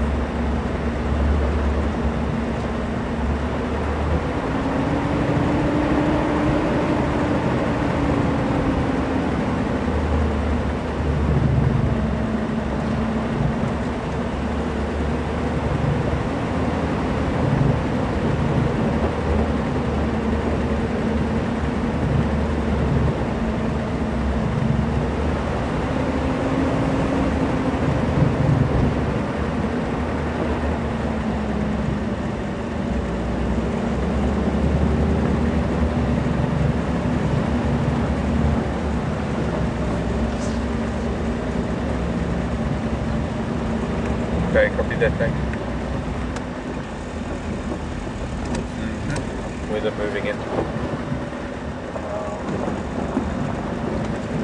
Maybe we'll be lucky with some rain. Yeah, because that bank is now exactly where it needs to be, now in the southeast, rather than in the southwest. Might be out to, might have some calming effect on these flyers.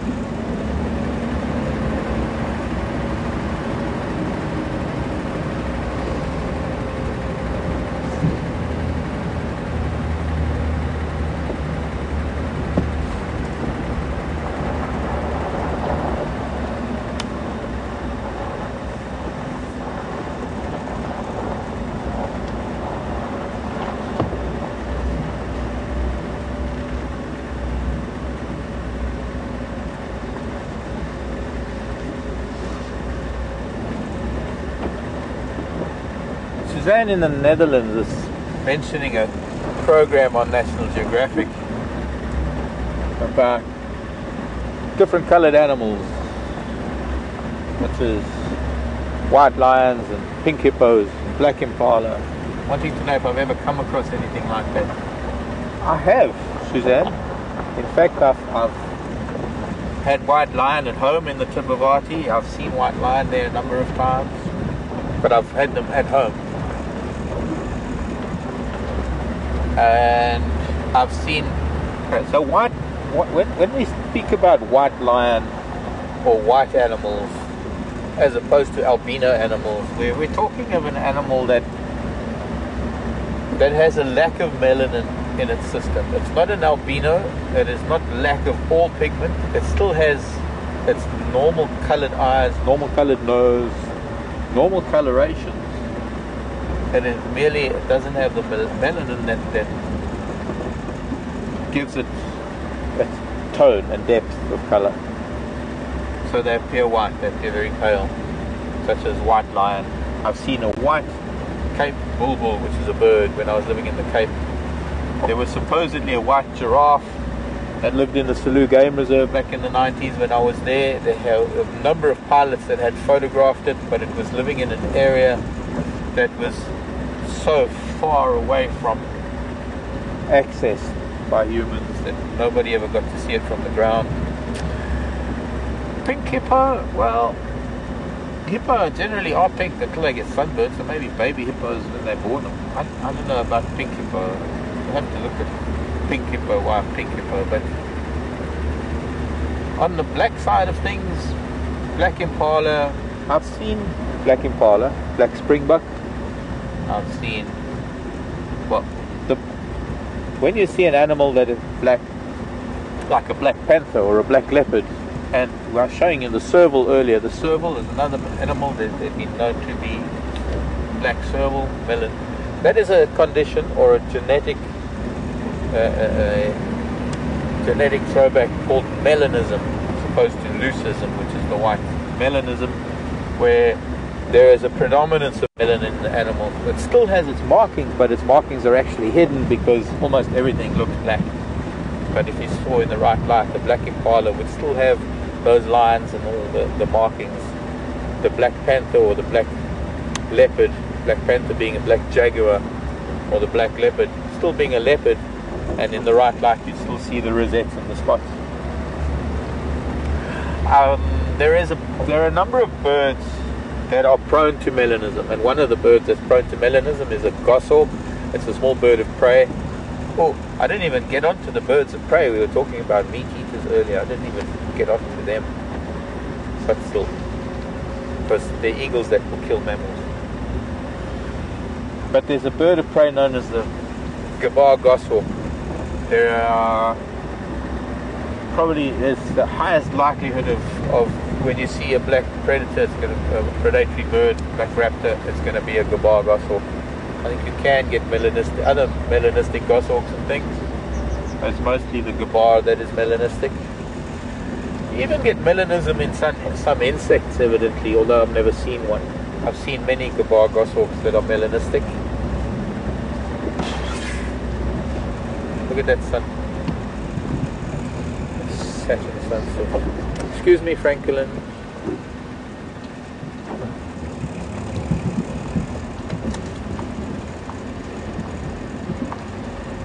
Okay, I'm going to get into a better position with the sunset.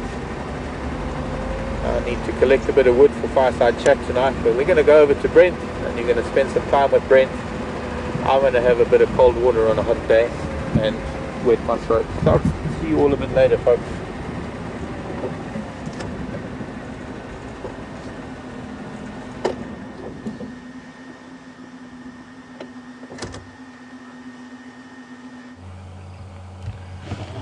Welcome guys, as you can see I'm quite sweaty at the moment. I've been trying to follow, I'm on Arathusa at the moment. I've been trying to follow up on a Tingana male leopard.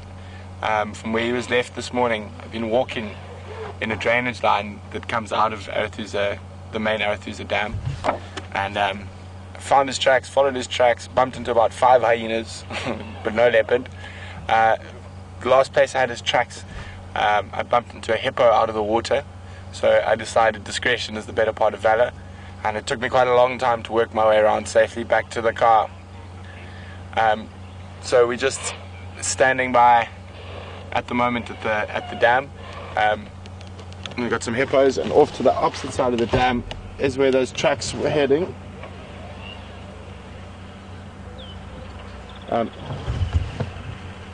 So we're just standing by here. Hopefully we hear some alarm calls or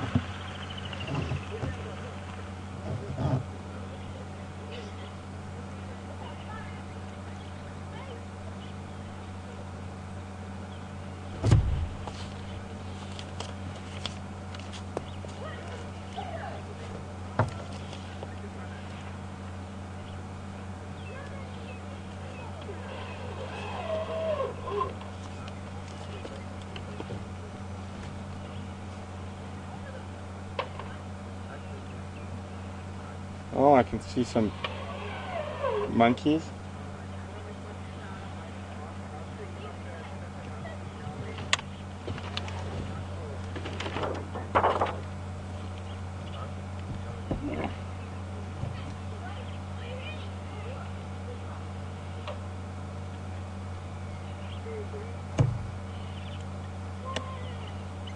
Alex, I'll make sure I come back to the good signal area around the airstrip.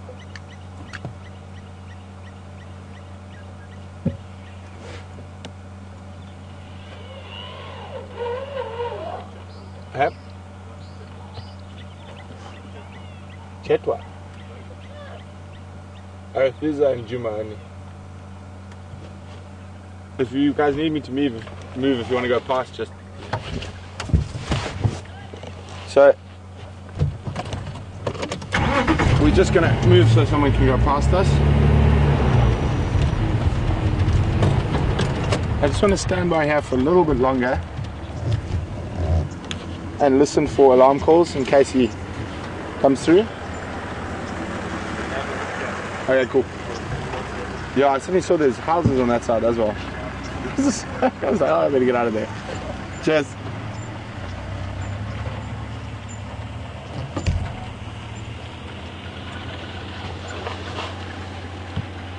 So off to the right here, probably 150 meters from where we're sitting now was the last set of tracks that we had on foot. So I'm just standing by here. Maybe something spots him.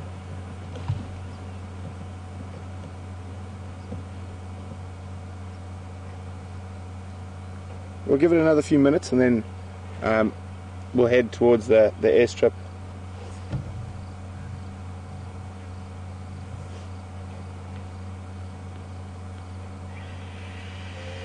Oh, see, if you guys hear that, that's what happens when all the guests go on game drive. Maintenance takes place because you can make noise when you got no guests in camp.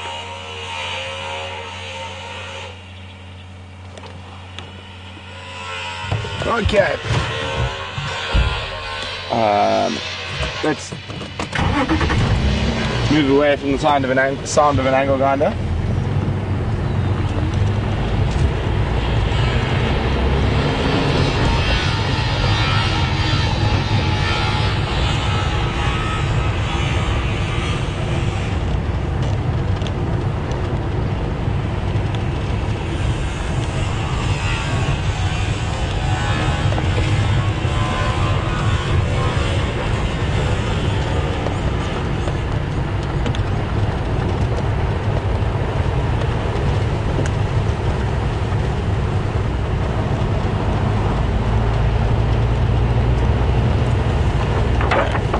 Is that well yet? I just got to check how to get out of here.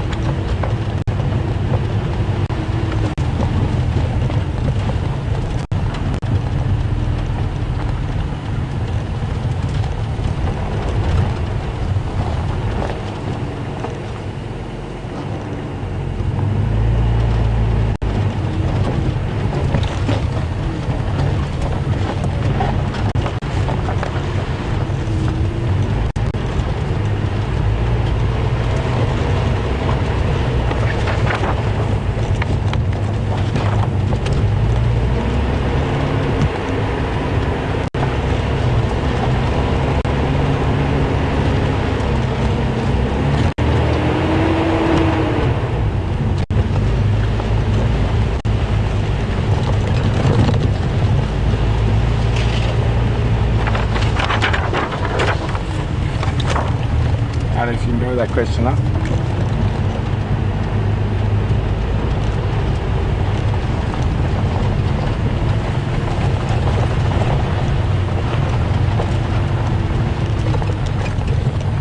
Good evening, Genevieve from New York. Genevieve would like to know, as the grasses dry out, do they have any less nutritional value? And do the leaves also have less nutritional value? With the grasses, yes, most definitely. Certain grass species will hold a better nutritional value. Your decreaser species, but most of them will lose quite a lot of nutritional value. That's why you'll find quite often around the dams and stuff like that, as the water drops, you'll have animals right on the edge feeding.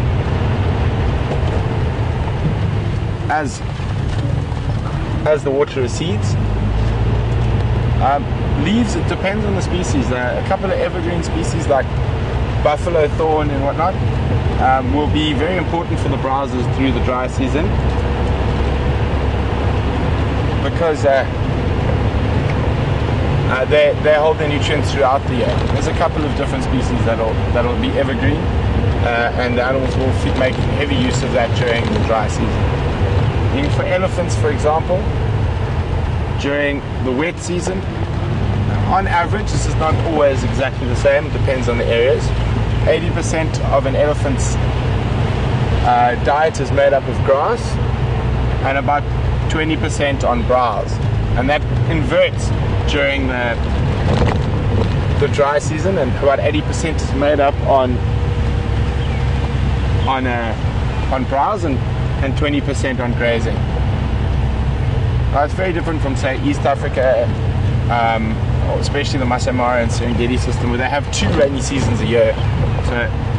And that's why you've got those huge grasslands there.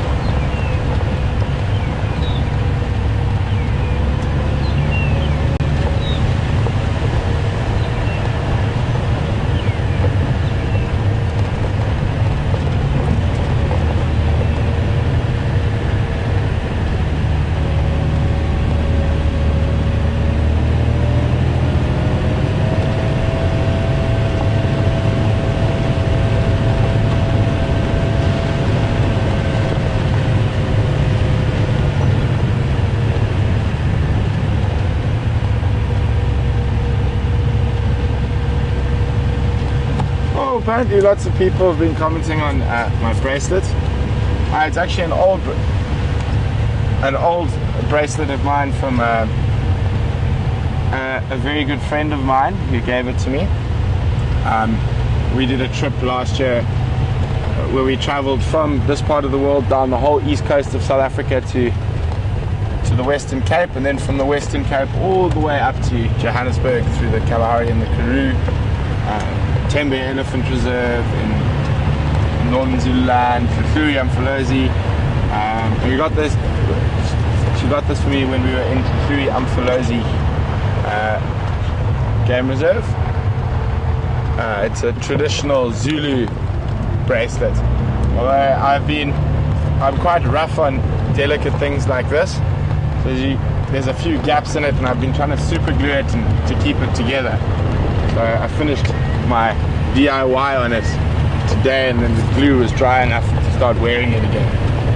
But I've had it probably for 9 months now. There's a really big herd of impala up ahead of us on the airstrip, bathed in golden light. Now we just need a wild dog to run out. Cheetah. Or a cheetah, yeah. That would be good.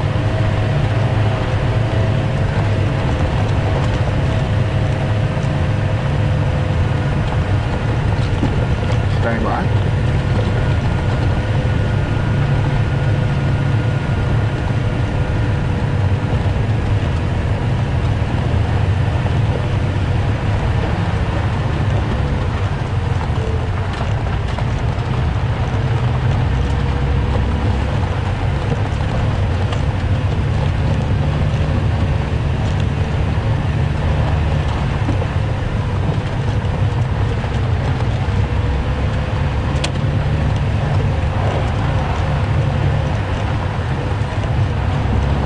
try to get to the other side of the... We're just going to try to get through to the other side of the Impala, and I'll show you the sunset.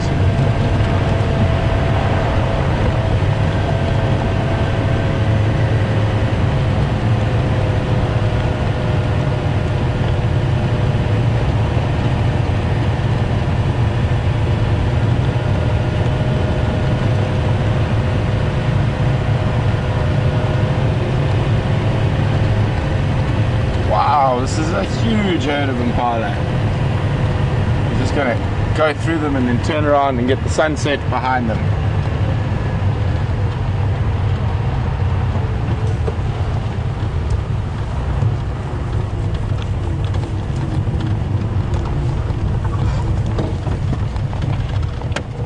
Is that good there? How's that, guys? Impala in the sunset.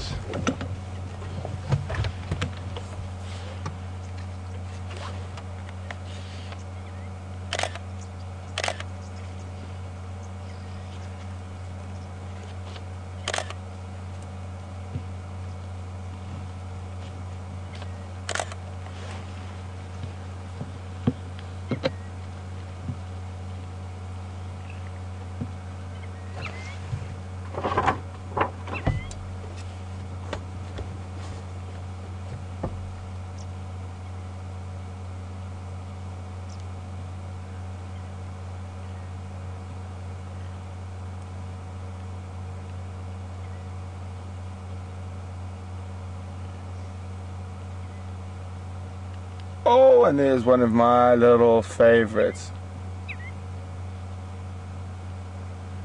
Oh, apparently people are worried we're going to break the catch tree. The drive is not over yet.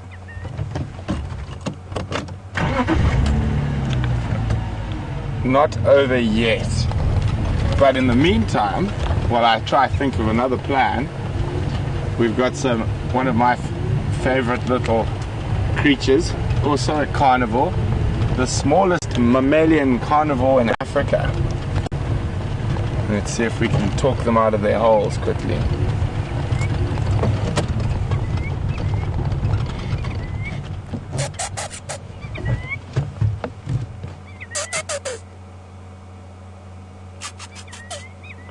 Here we go.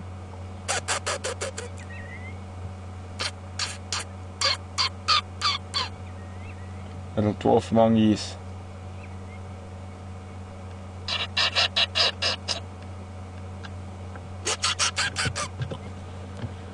Oh, scurry, scurry, scurry, scurry.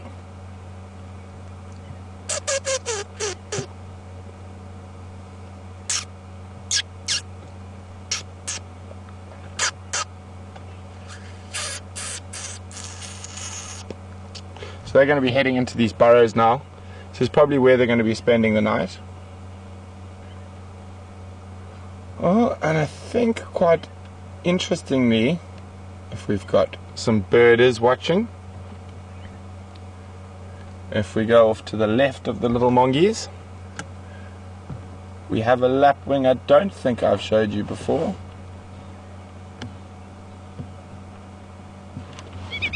Oh.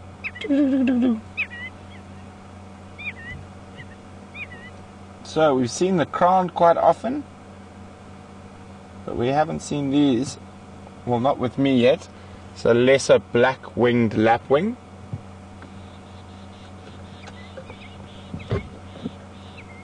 Also a fan of the short grasses. Let's try the one to the left, he's a bit closer.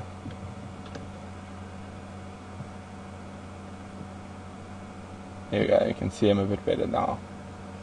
It's a lesser black-winged lapwing.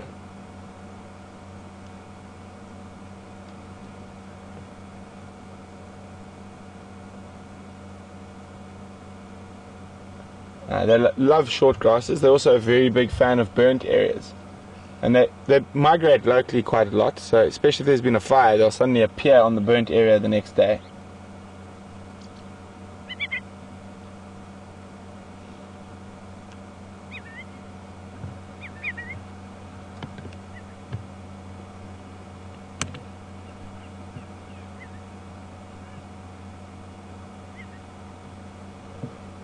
Okay, let's carry on.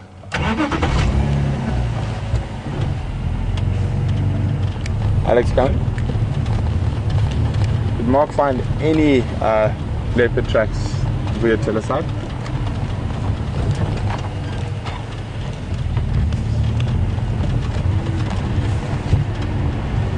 Copy, thanks. And just ask if he needs us to also collect some wood on our way home.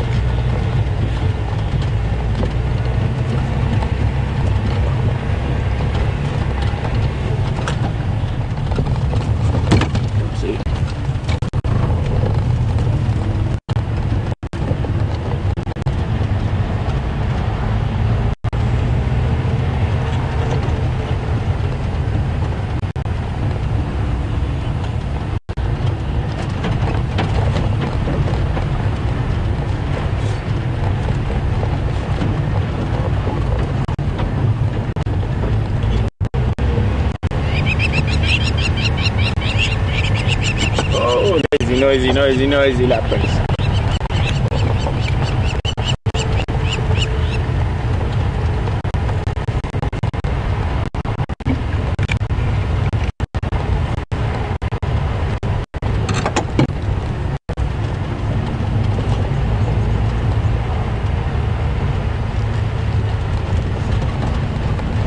Oh, come on.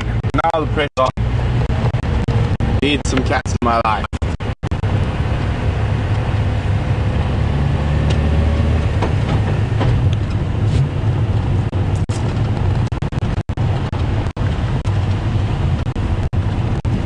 I think I'm going to start making my way back towards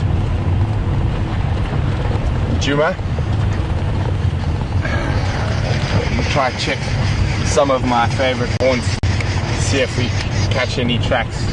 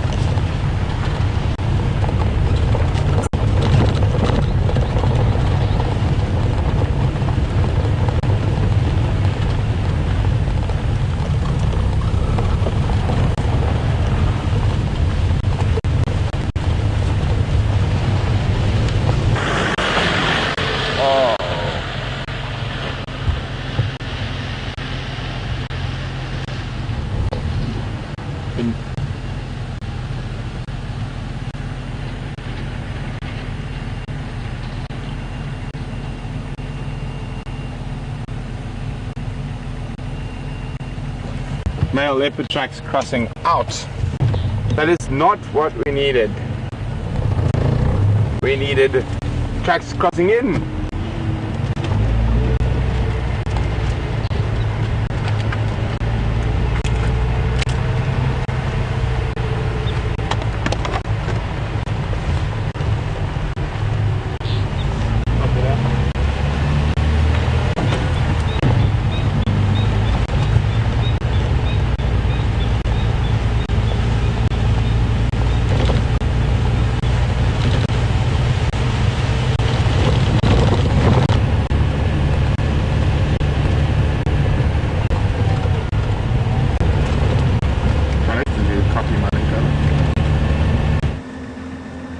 Hi everyone.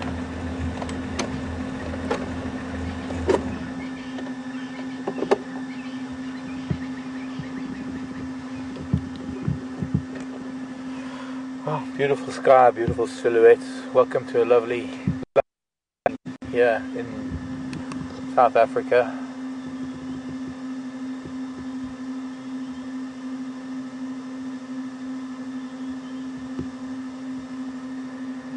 And I thought I'd come by and visit some old friends who we found a few days ago. And instead of seeing a bush baby, I'm seeing a squirrel hanging out of this hole.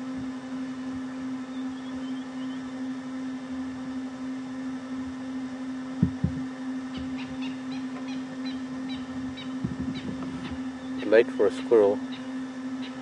Also in a very strange position.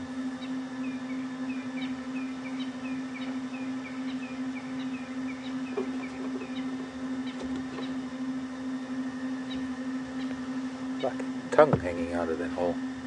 But this was a bush baby's little den, nest, hole, tree.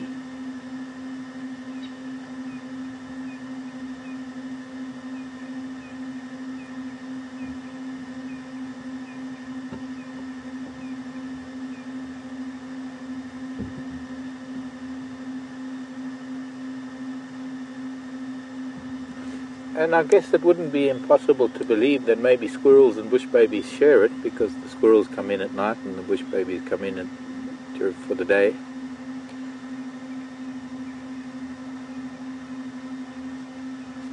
But I might have stumbled across something that I wasn't expecting, not only just seeing the squirrel, but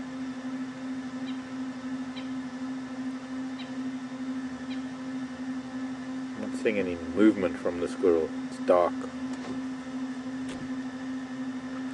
We've got drama unfolding, or not.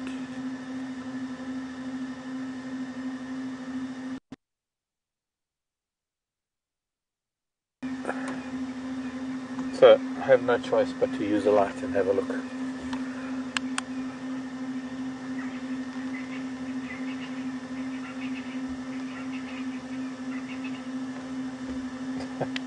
So I think he fell asleep. I think it was cutting off his blood supply to his head, and it was just getting a little bit dozy.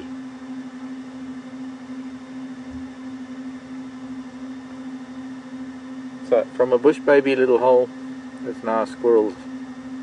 Be interesting to see if it is shared. I think this will be very interesting. We're going to sit here just for a little bit, because I saw movement.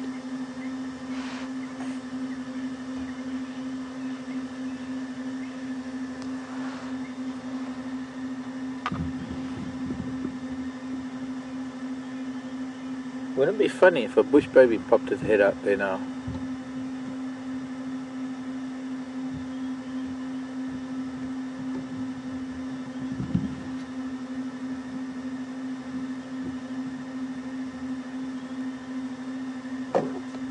Oh, where's that?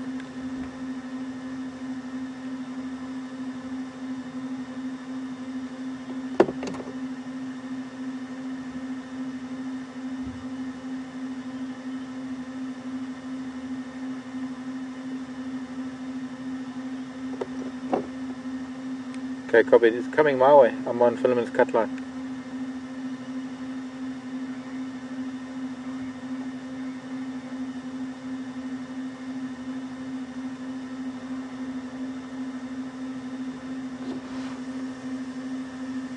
Mark, here go.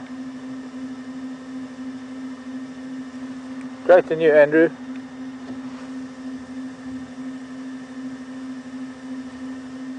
No, there was some PC in that in that dugger down at Philemon's Dip.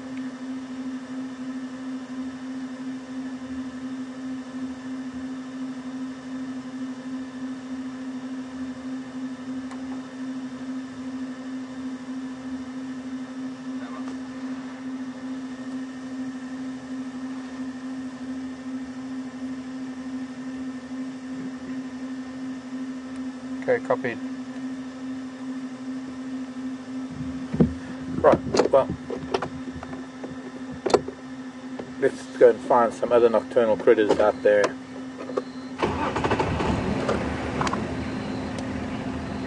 And we'll visit this area again soon. That was really a strange thing. I don't think I've ever seen, and I live with squirrels. They live in holes just above my front door. I've never seen a squirrel hanging out of its hole like that so far. Couldn't even see its front feet. And I honestly thought that something might have been wrong, but it was, I think he just fell asleep. watching the sunset. Can you blame it? Look at the sky that's in the west.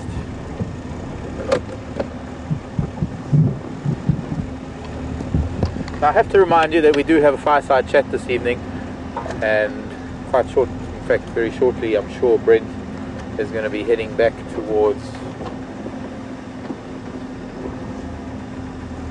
camp.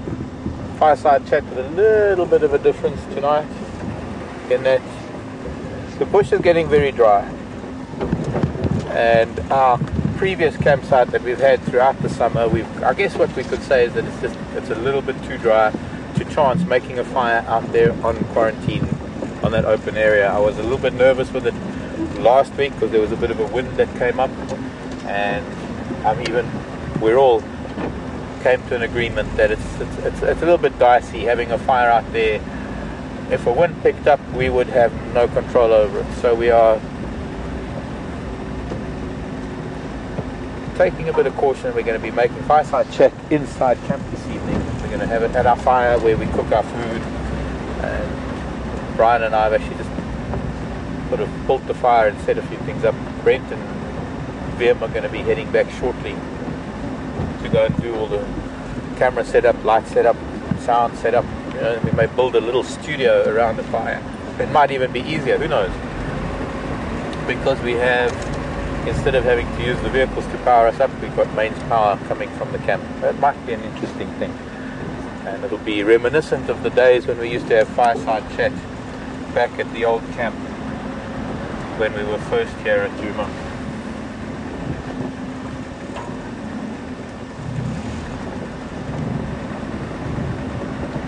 Brent was here just recently, just a few minutes ago. Oops, bumpy. He said there was a hyena down here in Philemon's Dip lying in the mud. Let's see if we can catch it for her. Let's see. So yeah, hot day like this, you expect to maybe find hyena lying up in mud. And no, not here. It's gone.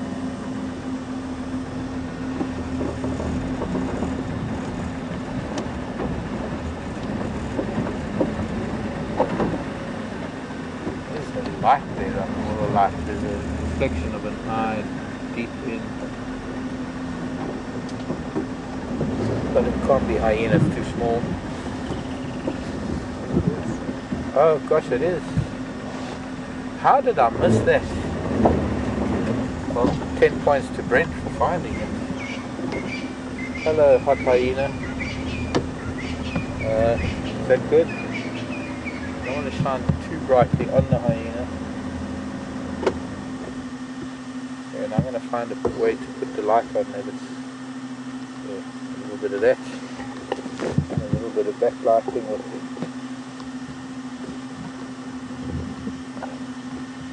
There we go. I mean, I don't even need the spotlight because that's just sort of a little bit floodlit with the LEDs on the vehicle. It's not too bright in the hyena's eyes. And the camera can do the rest of the work. I think this hyena's been in this water probably the whole day, and I've driven here a few times. In fact, I was out of the vehicle here earlier. The hyena don't pose a threat. I walk away, visit me at home very often. They're a threat to children. Don't ever take it for granted that since hyena don't really attack humans. You've got to remember, any animal that doesn't really attack humans, they talk about adults. Children are a bit vulnerable to predators, so don't ever leave children unattended at night out in the bush. I think that was a lesson that was learnt with the famous dingo case down in Australia out at Ayers Rock so many decades ago, and people didn't believe that it was possible, but I tell you it is. Seen it from my own eyes at home, how I have visitors that come and visit and they sit around the fire, and when the hyena comes prowling and moves around, because they're people that don't really know how to react properly because they're city folks or something, the hyena has full control over the situation and intimidates them to no end. And then as soon as I step out the door, hyena knows that it's beyond intimidating me. We've been through the stare down contest, and I've never had to show any aggression. All I do is I stand up to it, and they recognize women, they recognize children. Baboon do as well. Any animal, I think, recognize the differences between the male and the female of the species and the juveniles of the species. It's a universal thing throughout nature. Everything lives and gets born and grows and lives and then dies, and you get old, and everything knows that process because everything goes through it. So it's not a far stretch to imagine that a hyena knows exactly the difference between a human male, human female, and a human child, and the vulnerability of those. I've seen on hundreds of occasions how baboon have taken advantage of that very, very fact.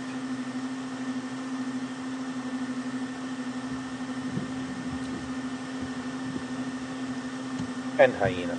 Maybe not hundreds, but many occasions with hyena. Well, best place to be, I suppose. It's only really on hot, very hot days like today. We are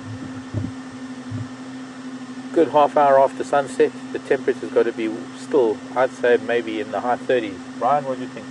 I mean, for Brian to be still in short sleeves after sunset this time of year, I think shows how hot it is. It's still cooking. It's still, there isn't a breath of wind. I think that's part of it, right? And it's humid. It's got to be a good 32, maybe even higher degrees Celsius at the moment. Where's that? Pushing on 90 maybe. I'm not bragging and I'm not complaining. I mean, I love it. It's my world, but it means something. There are things. Apart from the fact that there's this huge bank of cloud that has appeared in the southeast that might prove to bring something overnight. So I want to leave this child sleeping, because all we're really doing is just disturbing the poor thing. And well, no, we're not. I wouldn't say we're disturbing. Wrong word to use, because if we were disturbing, it wouldn't have curled up and gone back to sleep. I don't like disturbing. I think a lot of people have to know that I don't like disturbing. But there's no point, or rather, we're not going to sit here and watch sleeping hyena in the mud. Let's go and see if we can find someone else that's waking up at this time of day.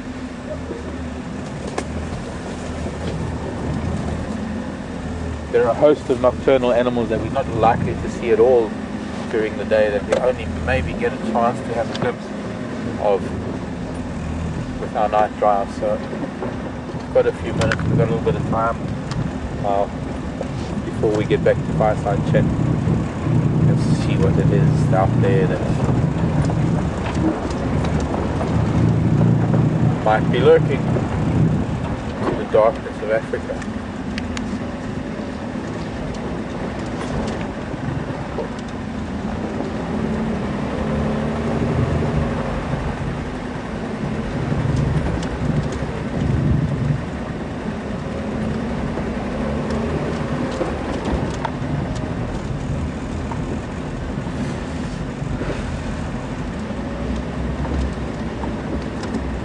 Fortunately for us, the flies that have been plaguing us all day, all of us, are diurnal and they don't fly around at night. Which is maybe unfortunate for us, because if they did, the bats would feast on them to no end. Bats can catch up to 500-600 different insects a night, or rather individual insects, whether they're mosquitoes or flies or whatever it may be. I wish there was a diurnal bat, because their feathered counterparts, the flycatchers and bee eaters and batises and drongos and what else are there? Oxpeckers and tits and crombates and, well, all those little insectivorous birds. They certainly don't do anything to dent the fly population.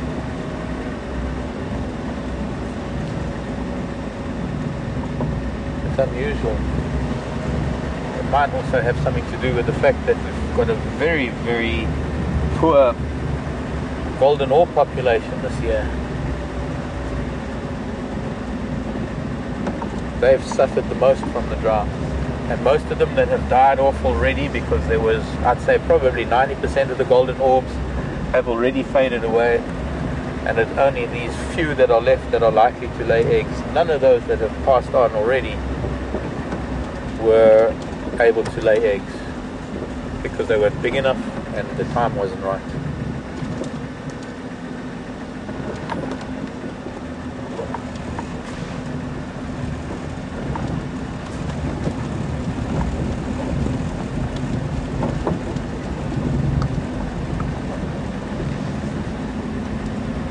There are also other species of spiders that I've noticed. Swallows. Okay, there's a good one. Race is saying swallows. Swallows and swifts. That is a good one. Actually, more swifts than swallows, Racer, because swifts, funnily enough, quite recent studies have shown that swifts are able to use a form of a basic form of echolocation that is more advanced than swallows. Well, swallows don't. Swallows, I think it's more visual. The swifts faster flying than swallows. Swifts are perhaps the equivalent of diurnal bats more than swallows. But swallows definitely the kind of birds that sweep the skies constantly. As long as they're awake, they're swooping up and down, catching flying insects. Oh, something in a tree. It's a bush baby. You can see it from here, the way it's jumping through the trees. Did you get the eyes? Yeah. And Jigger just died on me.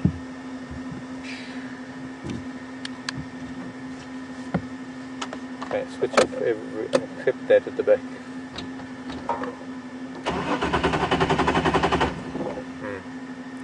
Jigger's dead in the water. Engine dies like that. It is something that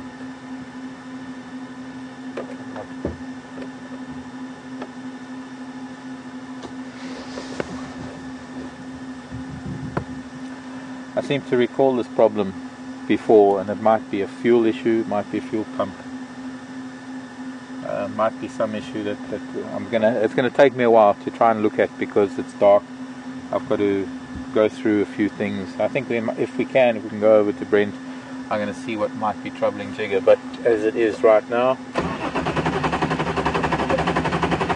I'm not getting any fuel to the engine, so I need to check the fuel line and maybe check the fuel pump and see what I can do to get Jigger going again.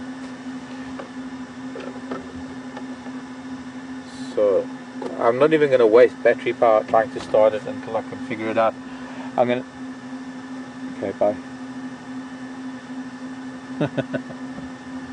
The delay is killing Alex.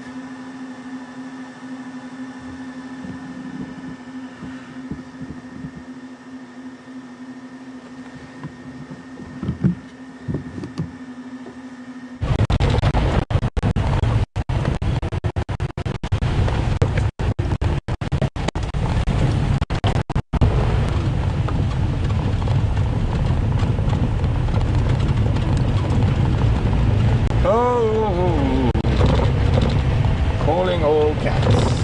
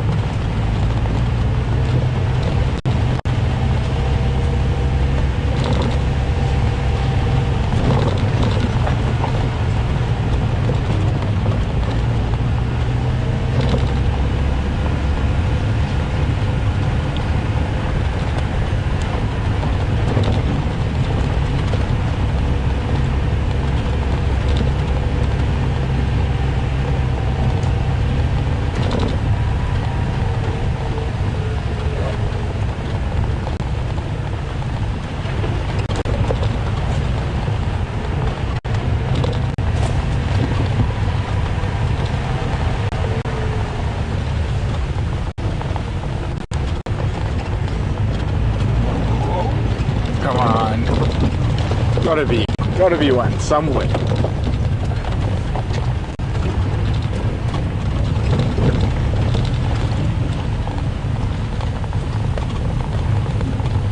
Oh, someone lost a blanket to a thorn tree, one of the game drive vehicles. Let's call on the radio, find out whose it might be.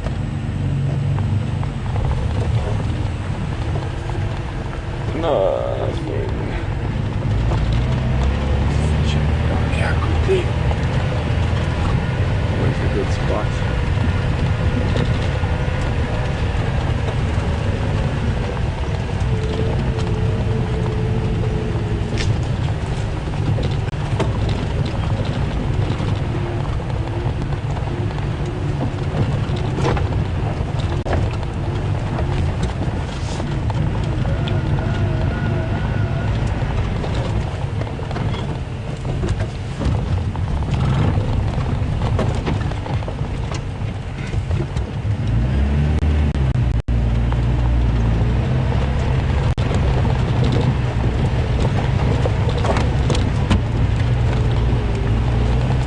Which game drive vehicles came past Buffalo's Hook Dam this afternoon?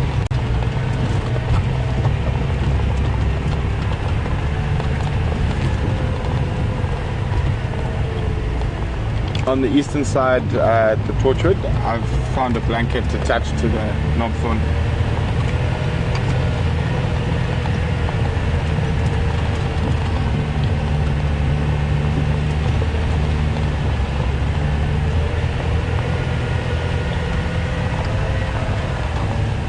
I copy, Andrew. I'm just trying to find out who lost their game drive blanket on a tree.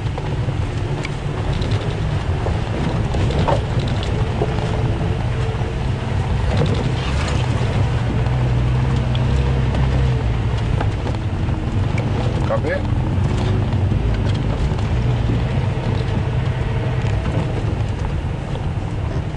Grey, blue, red and green and white.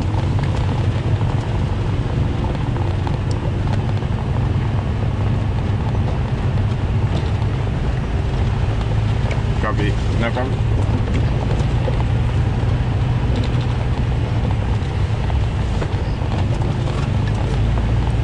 So, no leopards, but someone's game drive blanket. Maybe finding it and returning it will be the good deed that will find us a leopard.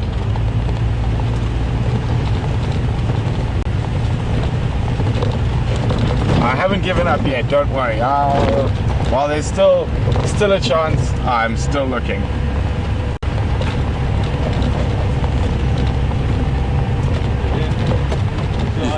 You got something? Yeah. Come on. What did you get?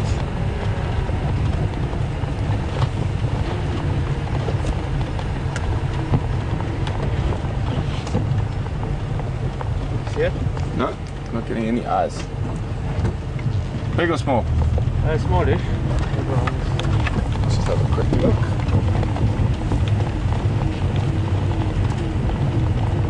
Could have been a little genet or civet.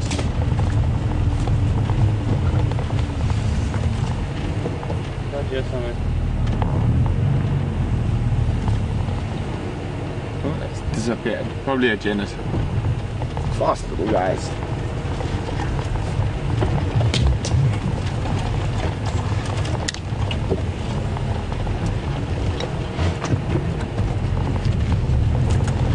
So, VM's also shining his torch behind me. We're trying to double our chances of spotting something.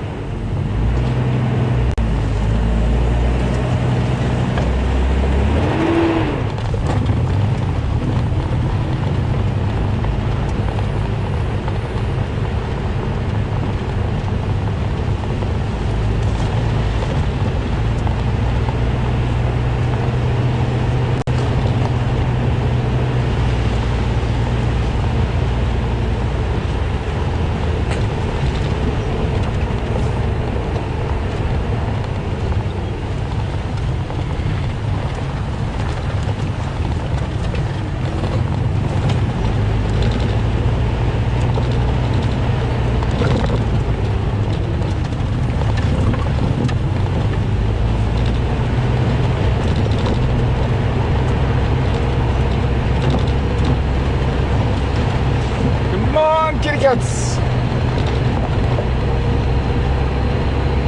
A little bit of desperation setting in.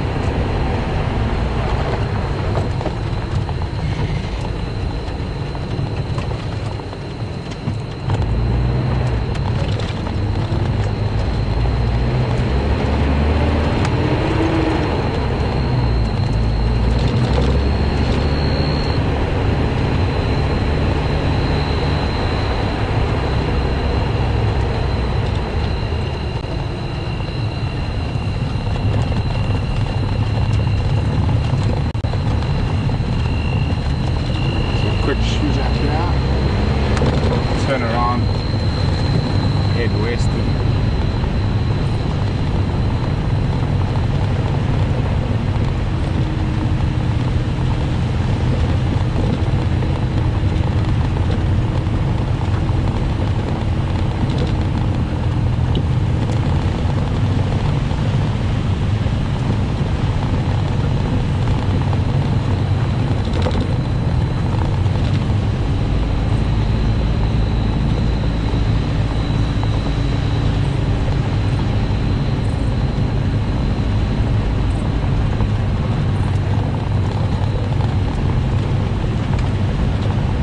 Go firm.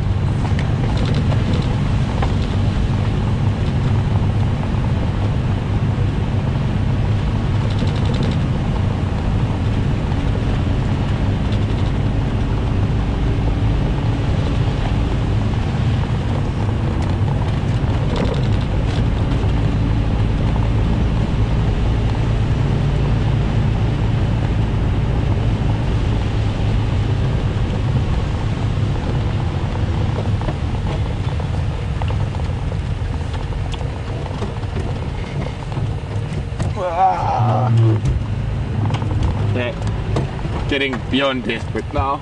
I need a leopard in my life, or a lion.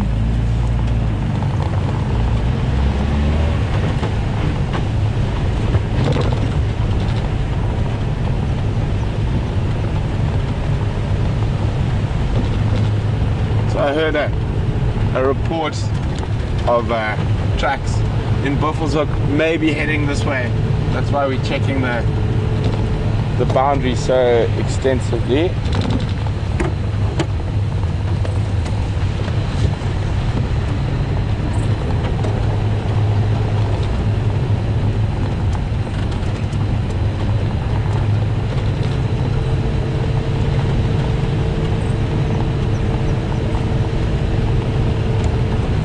The temperature's perfect. Now we just need some cats moving on the road.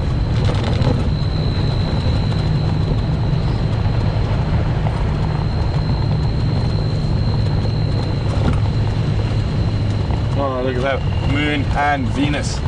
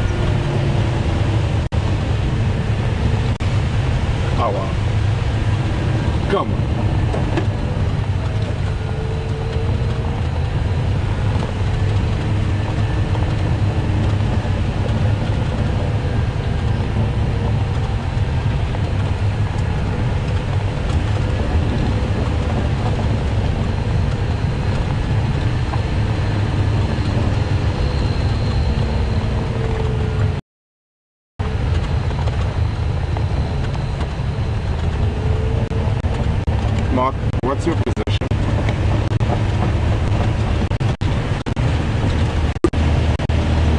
Yeah, copy. I'm on Buffelshoek cut line at junction Buffelshoek West.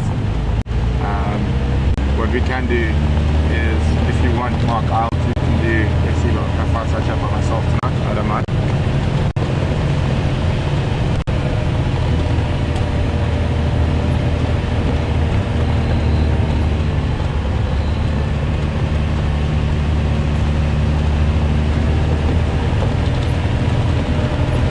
Hi fam, I do realize that. Do you have a tow rod in Trigger? I'm not sure if you've got one in 20.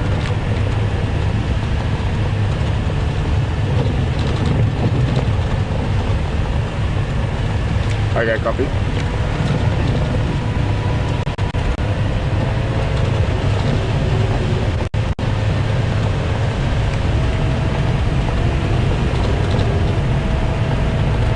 Good copy, I'm on my way.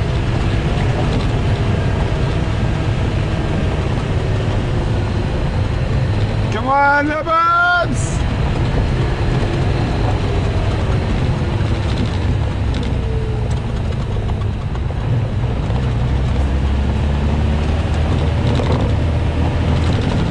What's that in the road?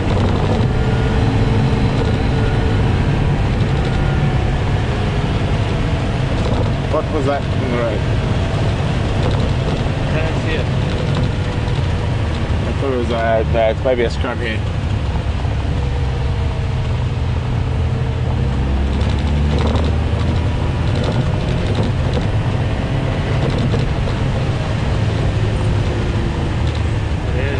Yeah, I thought. Scrub here.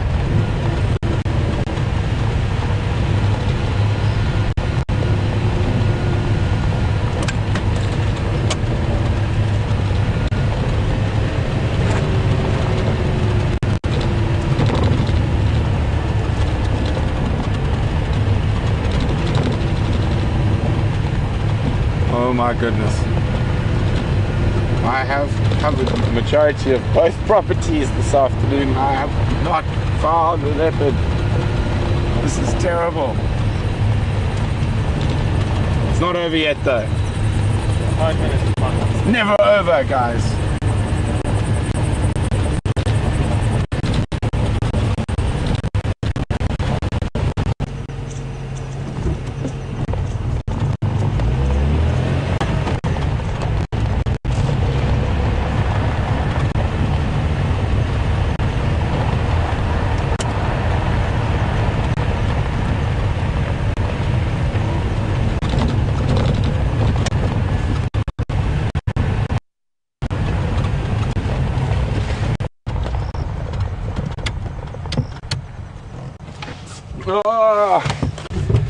Well guys, unfortunately it looks like the streak is over, but we'll be back on it and start a new streak tomorrow. From myself and VM, thanks very much, and Alex and FC, we have to go off to help Mark. His vehicle's broken down, so we've got to have to pull the other vehicle back to camp. So there is a possibility FC will definitely be late, and there is a possibility it might be cancelled. So just keep a watch out on what's happening there. We're going to shoot quickly now across to where the vehicle's broken down so we can get that vehicle back and try to get it up and running as soon as possible. So I hope you guys enjoyed your evening. We're sorry there weren't any cats, but that's the bush. We can't. It's not a zoo. We can't control where they are. But I had an enjoyable time, even though didn't find any. And hopefully we'll see you tomorrow morning. Well, you'll see Mark tomorrow morning. I'm going to have a little sleep in. But anyway, good night and have a wonderful evening.